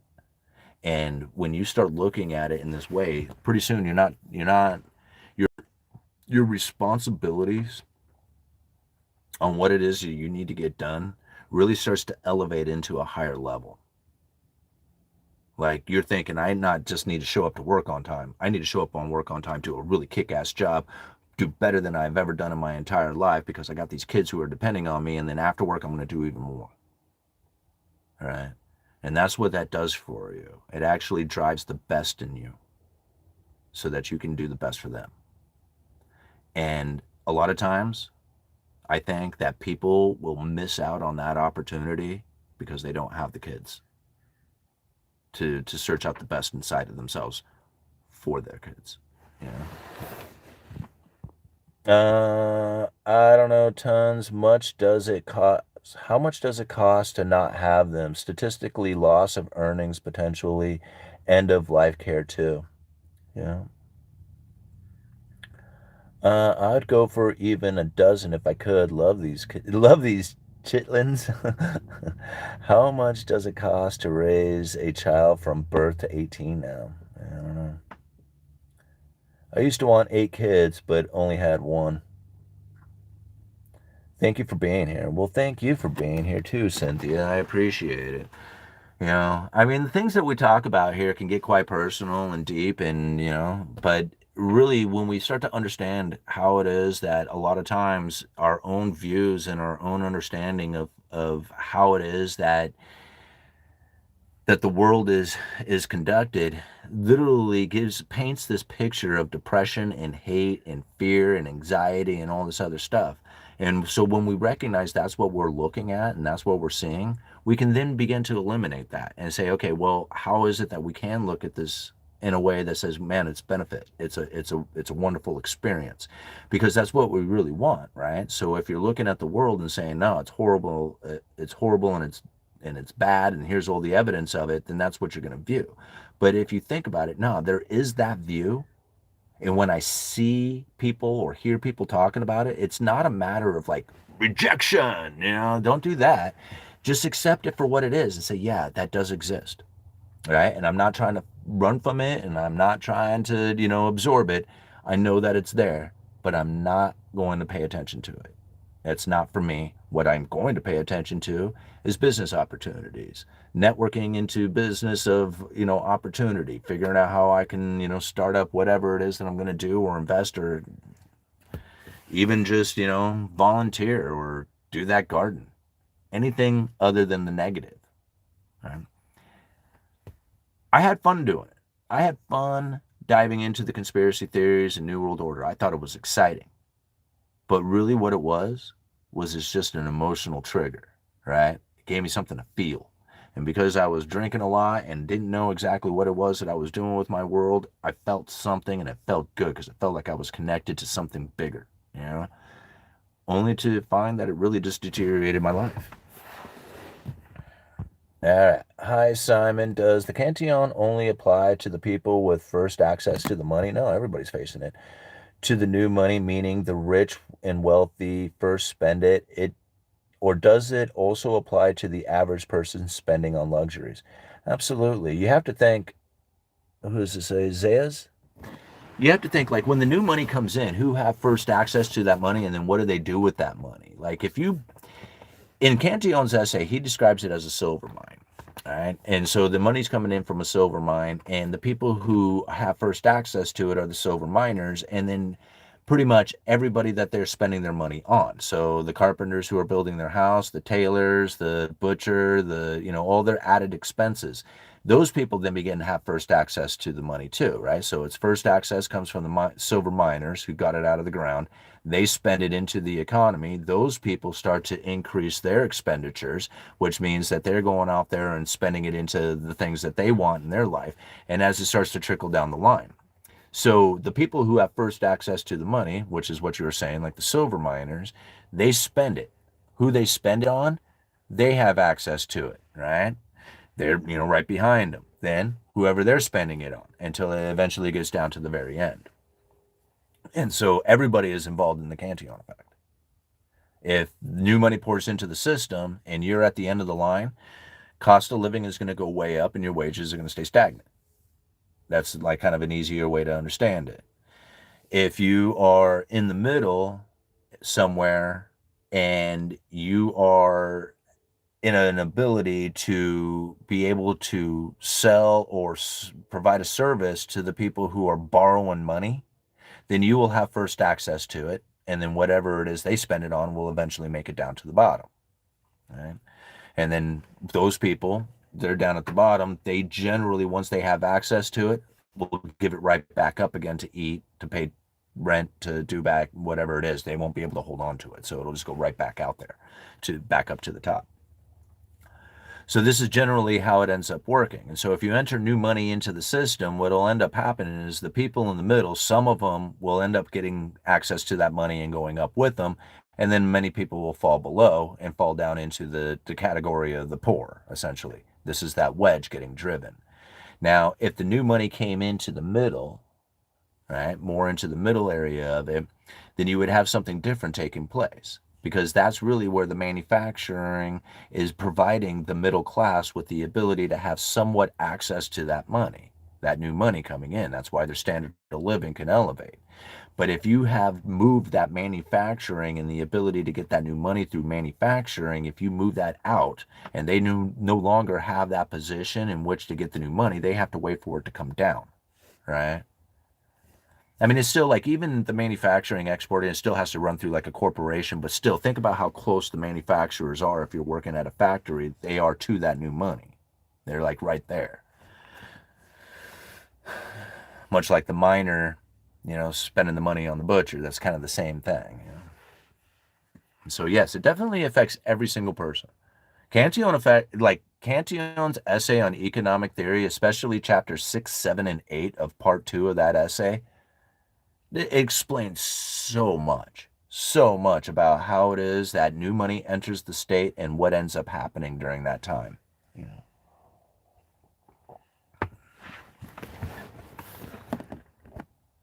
All right. Wayne says, if the conspiracy theories have truth, if the truth is something guiding the way things are going, I just pay attention to details, prepare my life for the bad things. I live like I want to. Well, here's the thing. Like, what I found,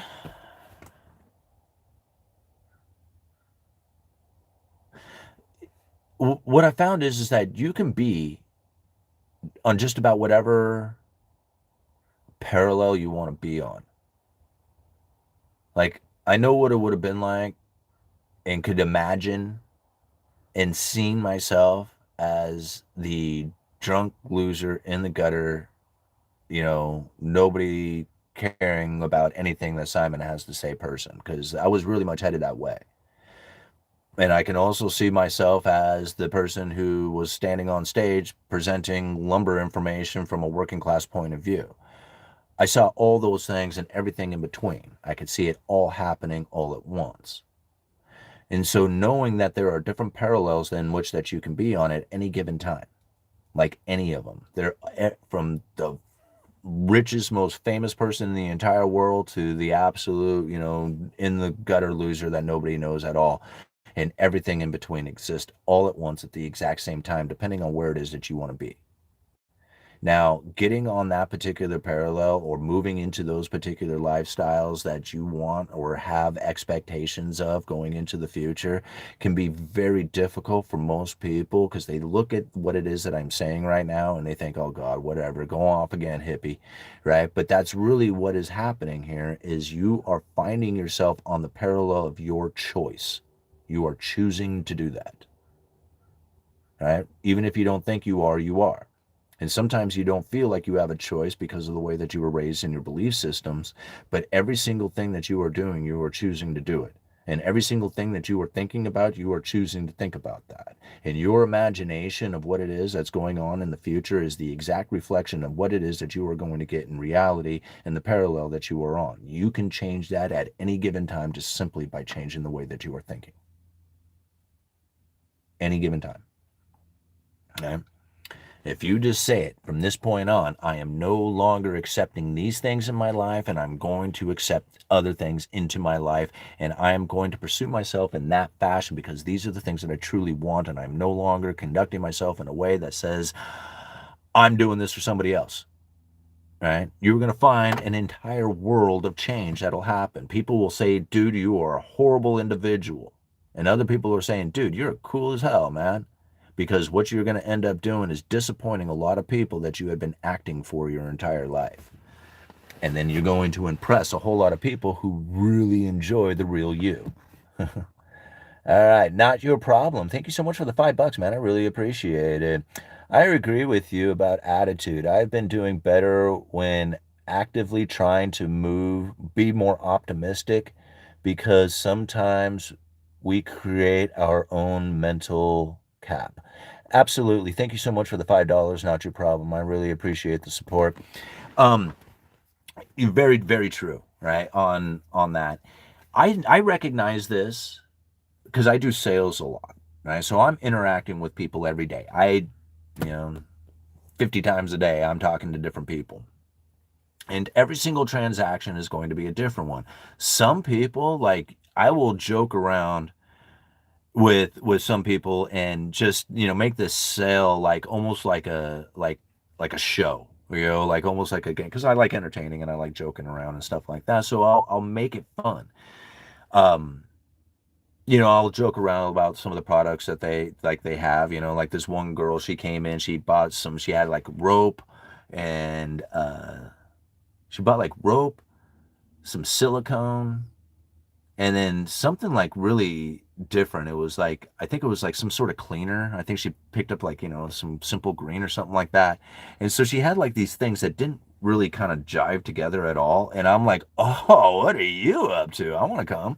Right. And I just said something like that, just joking around, because she had these three really odd things that were going on. And those are the type of behaviors that I try to bring, just some simple fun jokes to make the interaction more lively. I've done it with people who just crack up and they just love it, and they're like, dude, that was so funny, man, whatever. And this is like, great time. Here's your money. Have a great day or whatever. And I've had other people who are like, seriously? You're going to joke around about this right now? We're doing business and you're going to be a joker. I've had people give me that attitude. It's like, whoa, okay, sorry, man. I was trying to have fun here, and not everybody wants to do that. Not everybody's going to interact the same way, right? Now, if I showed up with the guy who was wanting to be serious, and I was very serious about the sale, and it was just like, hey, I see you got everything. Do you need anything else? You need any screws? You need a bag with this? Do you want me to, help you out with that lumber and carrying that out or whatever? And I was very professional. He would have been much more appreciative of the interaction. Right? So it's really all about, and it's not, for me, the sales part of it is an act. I have to act in order to make the thing happen, but I want to be me, right? Like, I want to be the real me, and I'm not going to show off and try and pretend that I'm somebody I'm not. But again, I want to make that experience the one that the customer wants to experience, right? If they want, like to enjoy the experience and have somebody hold their hand and go and grab all the stuff out of the store or whatever, I'll totally do that. Like, yeah, let's go. I'll help you pick out every single product and show you where they are in the store. And we can talk the entire time. Other people, they just want to be pointed in a direction, and that's it, right? Knowing and being able to adapt to that situation is something that I have done my entire life. I recognize that I was doing things like that in my own personal life. Right? It's not good. When you present yourself, you have to present yourself as yourself, not as the person you want them to be, or not the person that you expect, not the person that they are expecting you to be. You need to bring yourself as you. And if they like it, cool. If they don't, cool. Right? But no matter what you do, you don't change your performance. That's for the sale. That's for, doing that transaction or whatever that's out there. But if you're doing it in your real life, it's a manipulative behavior that you're trying to get something out of somebody else for. Otherwise, why do you care? Right? Why would you care at all? You wouldn't. So you just conduct yourself the way that is most appropriate for you, and you can care less if anybody finds it appealing or not. If they find it appealing, awesome. That's your crew. If they don't find it appealing, that's cool, because you're never going to find your actions to be appealing for everybody. Just like, the transaction at the store. Some people want to be, like to joke around. Other people want to take it very seriously. All right, dude, I cannot be myself at my job. Sometimes you're not, well, when you're, like I said, I'm even at my job. I understand, like, I cannot conduct myself like I'm in my living room, right? I'm doing a retail sales job. That means I have to conduct myself like a salesman. When I'm up on stage at a theater, I have to conduct myself in the way that the director is asking me to act for the play or for whatever it is that's going on. When I'm doing the bingo game, I have to conduct myself in a way that says, hey, man, I have to do this particular thing in this particular way. And even if I don't like the way the people are behaving, I have a job to do. And I have to continue on doing it this particular way. Now, I am paid to do all that stuff. But when that's over, You have to step forward and be the real you. And that's difficult, right? That's difficult for a lot of people to do. And disconnecting that and recognizing the difference.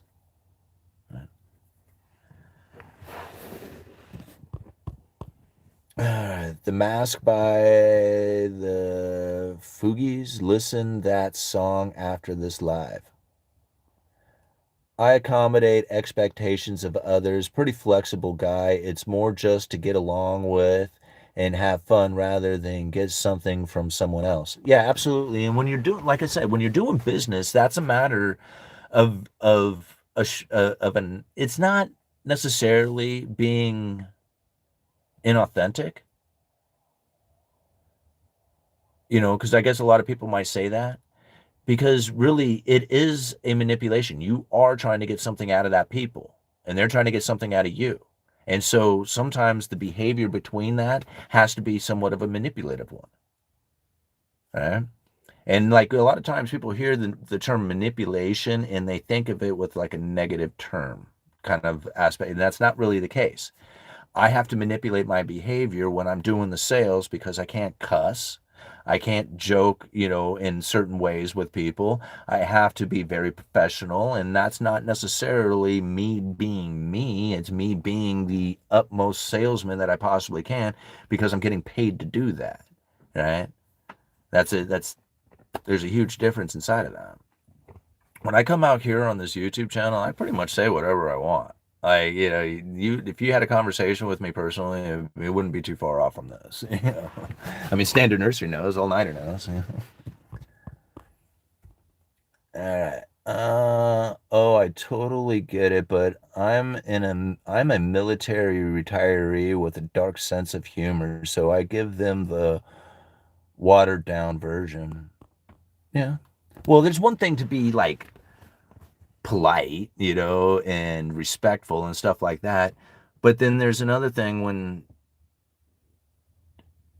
it's like,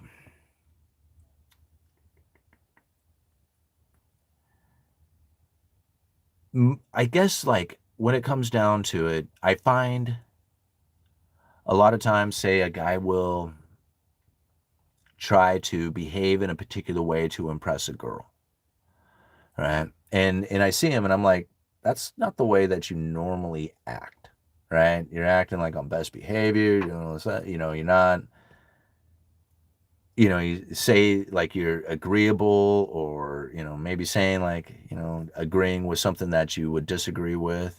I've heard like, I remember one time this girl was kind of going off on this political thought and this guy says, "Oh yeah, me too," and I'm like, "That's no, it's not, dude. You totally disagree with that. I've heard you talk."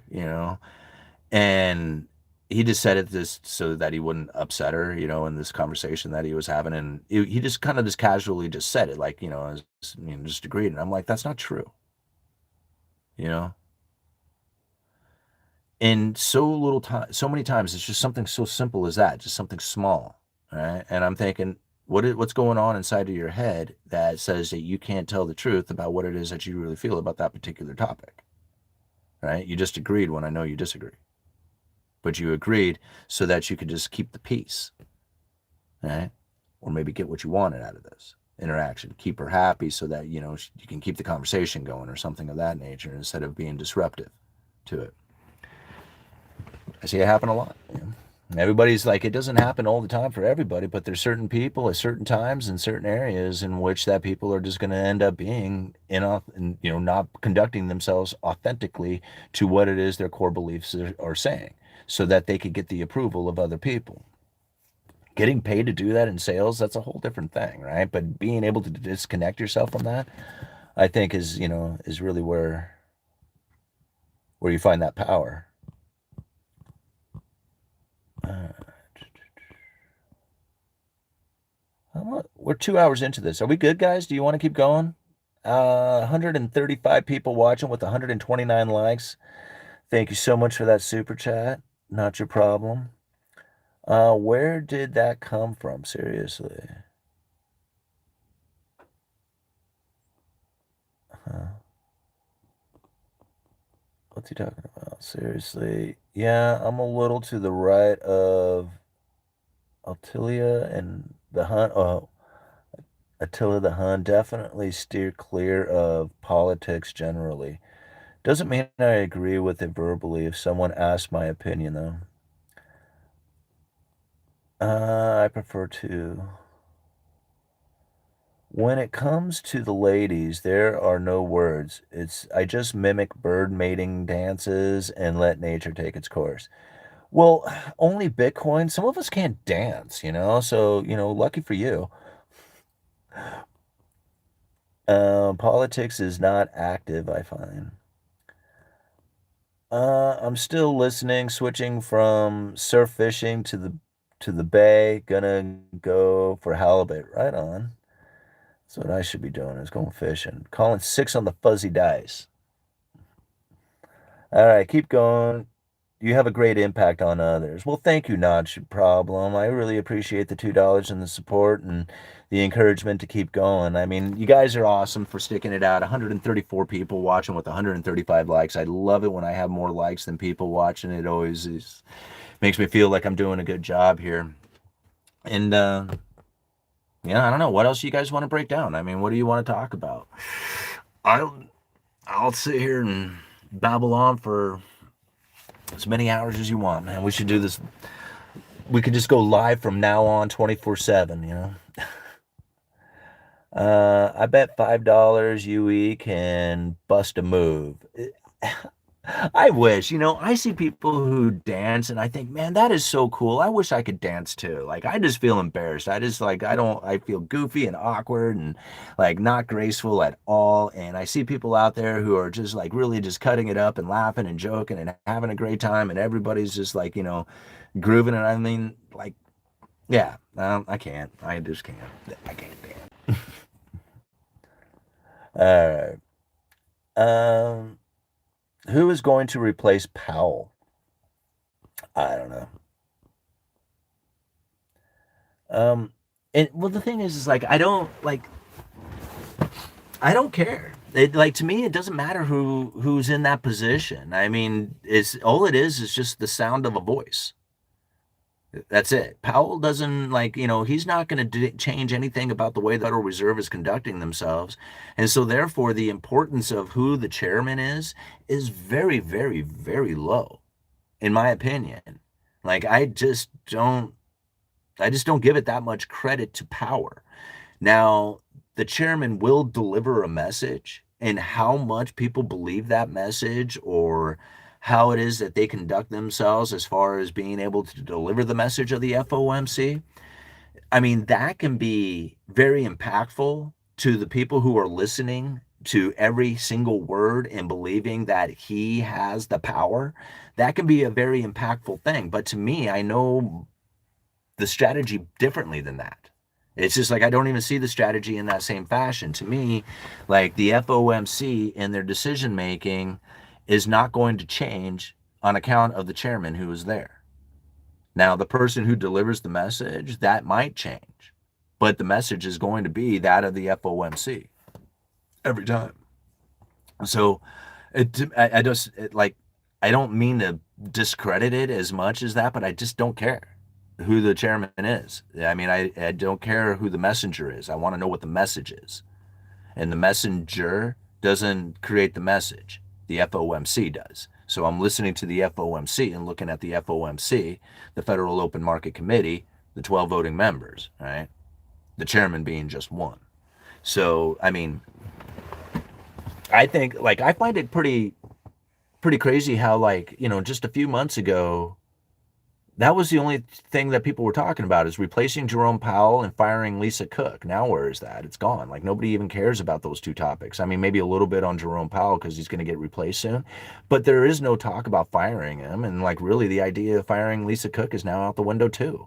Like nobody's really caring about any of that stuff. But it was such an important aspect that people were internalizing a few months ago because that's all they were hearing on the mainstream media. I even had somebody come to me and like, was saying, "Oh man, they need to fire her," and he was giving me all these reasonings for it and stuff like that. And I'm thinking, I literally asked him, I said, "What do you think is going to change if they fire her?" And he says, "Well, Trump will get more of his way." And I'm like, "How do you know?" How do you know that? You assume that? I mean, do you know who's going to replace her? Do you know how they're going to vote? Do you know what the monetary policy strategy is and how that is that they are going to be conducting themselves in relation to the neutral interest rate and whether or not they feel that's rising or falling based on the inflation expectation and the credible threat of tariffs? I mean, there's a lot to think about and know inside of that. And the firing of Lisa Cook so that Trump can have his appointee in there doesn't necessarily mean that things are going to change, right? Because there's so much going on there. I mean, Myron's in there.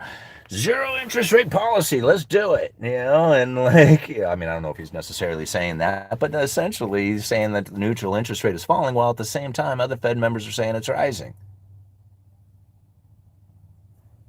What's the truth in it? I'm going to have to go here soon, guys. Oh, wait a minute. Do I have it here? No. All right. We're going to call it quits here in just a little bit. I have like 15% power left on my phone, so we'll give it another 5% and then call it quits. That ought to give us a few more minutes here. Funny about Lisa Cook's story disappearing like Homer Simpson's Into the Hedge. Yeah, right? Like, gone. And then disappeared. I tried to tell people don't worry about it. They made it such a big deal. And that's again, this is how they manipulate the markets and the people. Everything that you see on the mainstream media is propagandized information. Even when I share an article with you, I try to share how it is that the underlying economic forces are playing through, and these are evidence of it as they are talking about it. Most of the time, the mainstream media will blame or focus in or pinpoint down to a particular event that is really more of a symptom of the underlying problems that are taking place, and they point at it saying, hey, these are the causes, right? And that's really not the case. All right. You have to fire every member of the government if shady dealings mattered. Yeah. Simon, there's a question for you. A few messages up. Oops. Oh, thank you, Standard Nursery, for the 4.99. Quick set bet I've ever lost. Oh, quickest I've quick set. Quick set. Jesus. I got too many building materials on the mind. Okay, quickest I quickest bet I've ever lost. Can we discuss ways to invest in lumber while it's down? Dollar cost averaging into mills. Well, I would assume that would probably be the best way to go about it. Um, Dollar cost averaging into mills or even the home builders, but I don't know if now is necessarily the time that you would want to get into it unless you are willing to go for the long haul. Like it's going to take time. And of course, you always want to be buying, dollar cost averaging at the low. But how long in the low do you want to hang out for? Like how long do you want to wait to get a return on that money? Because I don't see anything in the future that has any ideas of reversal to what it is that's happening right now.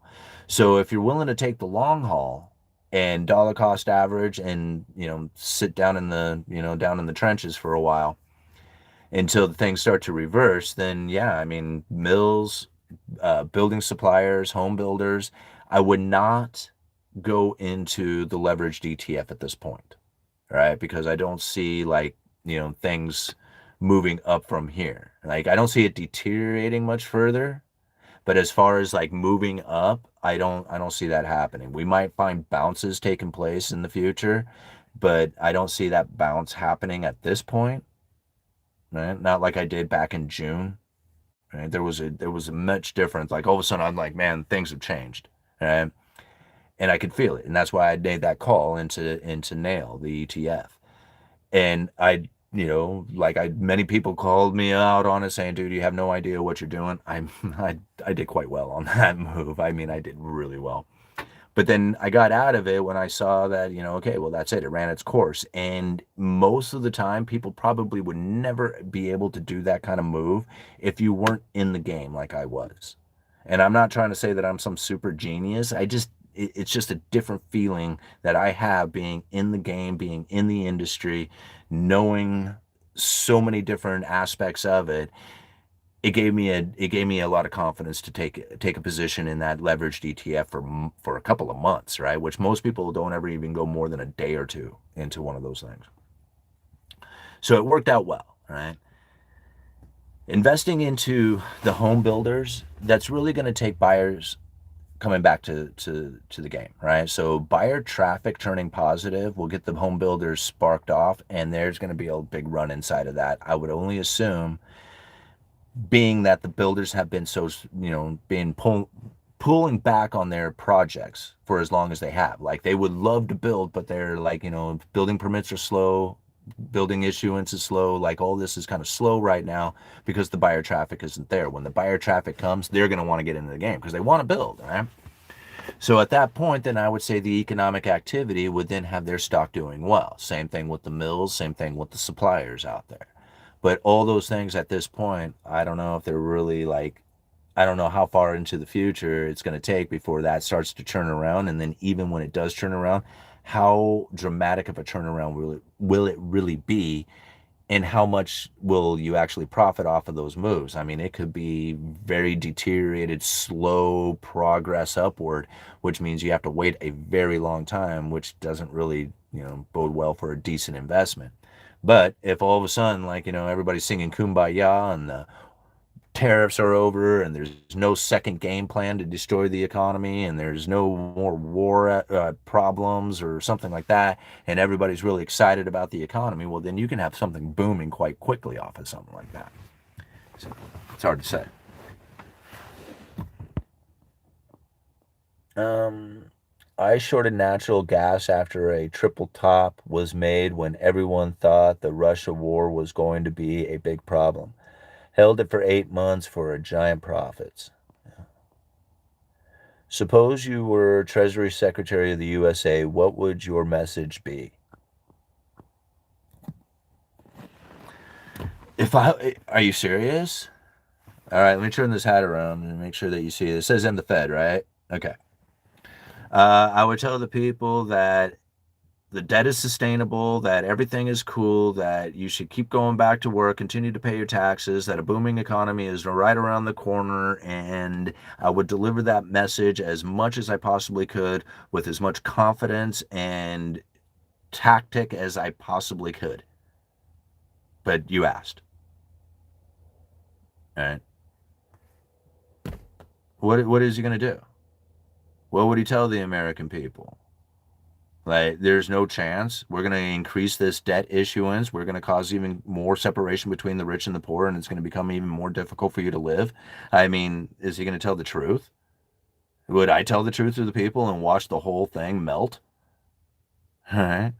Like, I mean, I try to tell people all the time, but I'm not trying to be Treasury Secretary either, nor would I want that job. But if I had that job, I don't think it would last very long, considering that it would probably be over by the time the message got out. So, unless I wanted to destroy the entire system, I would continue to try and buffalo the people and convince them that everything is cool.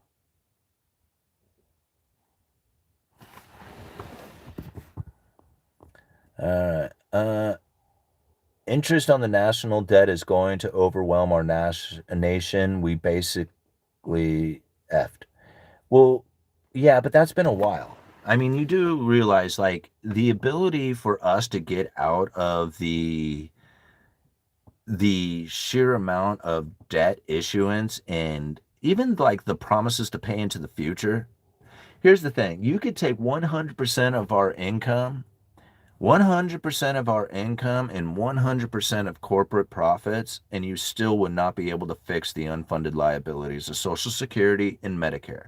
There is no way. There's literally no way. None. So it's not a matter of fixing the national debt or dealing with the national debt. It's a matter of understanding how they're going to expand it into the future and how you position yourself in order to prevent from being on the bottom side of the wedge, because that's going to definitely occur if you don't do something, right? But there's no fixing it, there's no changing it, and there's no possibility of it.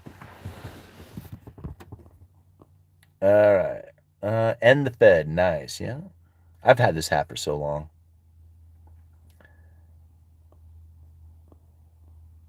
All right. Let's make sure. Okay. all Congress has to do is pass a bill and everything is funded. It's not. See, here's the thing. You can fund any benefit of any size to any degree into the future. The United States can pay any bill it wants of any size to any degree into the future because it's got the printing press to do it. There is zero doubt of default, zero chance of default, right? What it cannot do is produce the real assets so that those benefits have a purchasing power to buy it. That cannot be guaranteed. That's the problem we face. People say, well, what about how are they going to fund? It doesn't matter. Funding is easy. That part is easy. That's not the problem. Funding, having the money, printing up the money, giving the money away, having all the money, that's not a problem. Pay any debt as far as into the future as you want. But if the people themselves, if the country, if the nation, if the economy that is doing all that funding cannot produce the real assets, it doesn't matter. That purchasing power is completely worthless. Right? And that's the point to understand. We have to be able to produce the real assets. When we used to take debt and take that debt to produce real assets, then we were a country of power. But now we take that debt and we consume. We don't produce real assets. We buy assets with it. We buy real assets with debt. And so by doing that, what we end up putting ourselves in a position is ever increasing amounts of debt issuance to buy real assets from other people out there. And the more debt issuance, the more those real, or the less that purchasing power has for those real assets, the further that gets away from us. You can guarantee as much as you want into the future, as far out, as high as you want, but you cannot guarantee the purchasing power if you are not producing the real assets. That's the problem we face. And then we're going to continue to face that going into the future. The idea of tariffs solving that problem won't work. It'll take ever increasing amounts of government subsidies and tariffs to keep it from like flying over to to keep the manufacturers here. The moment government gets out of the way, boom, it's gone. So it's going to take ever increasing amounts of government intervention until it no longer works. What Simon doesn't seem to understand, I love when somebody says this, Simon doesn't understand, okay, just because they haven't heard me talk about it yet. Let's go into it. Is that we can only print money for so long before it utterly destroys the purchasing power. What have you been hearing me talk about? Did you not hear what I've been saying? See, some people just don't hear it, you know? Like, yeah, that's so funny. All right. It's like, I love, even like sometimes the titles of the videos, like I'll find comments and somebody will be like, dude, you're so wrong. And they'll give me like this big long comment. And I'm thinking, what in the world is this person talking about? And then I realize they're commenting on the title of the video instead of the context of the video. And oh man, I always love answering. It's just like, tell me you didn't watch the video without without saying I didn't watch the video.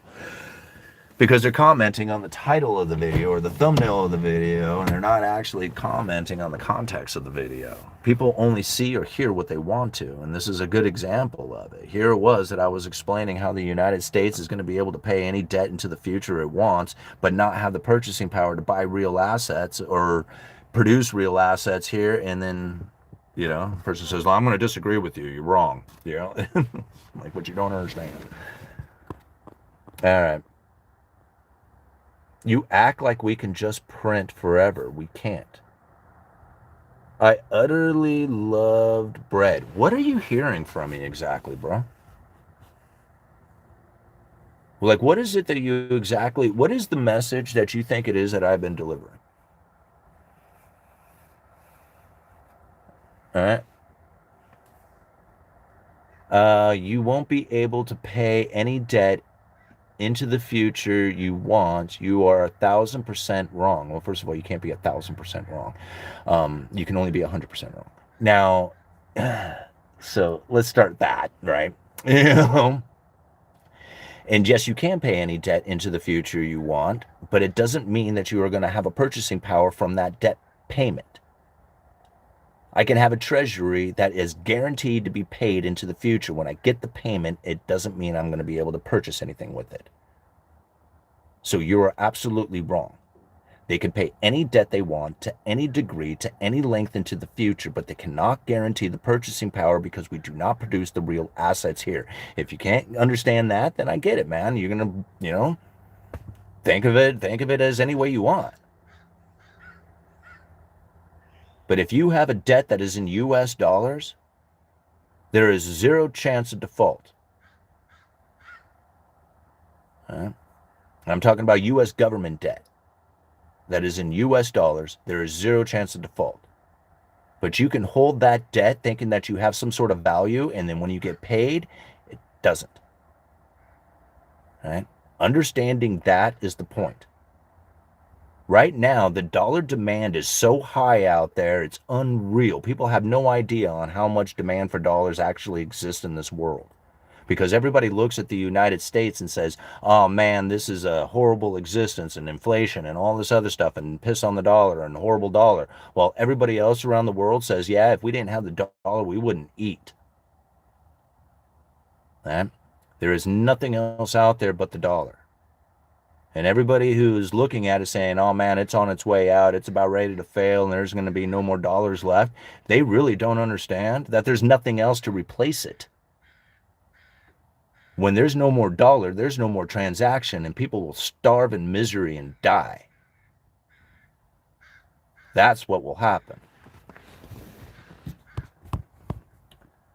All right.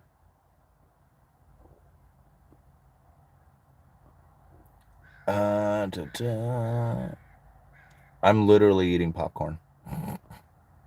If a country said, let us just pay you in gold instead, the government wouldn't accept that. If a country said, let's pay you in gold, they would be broke.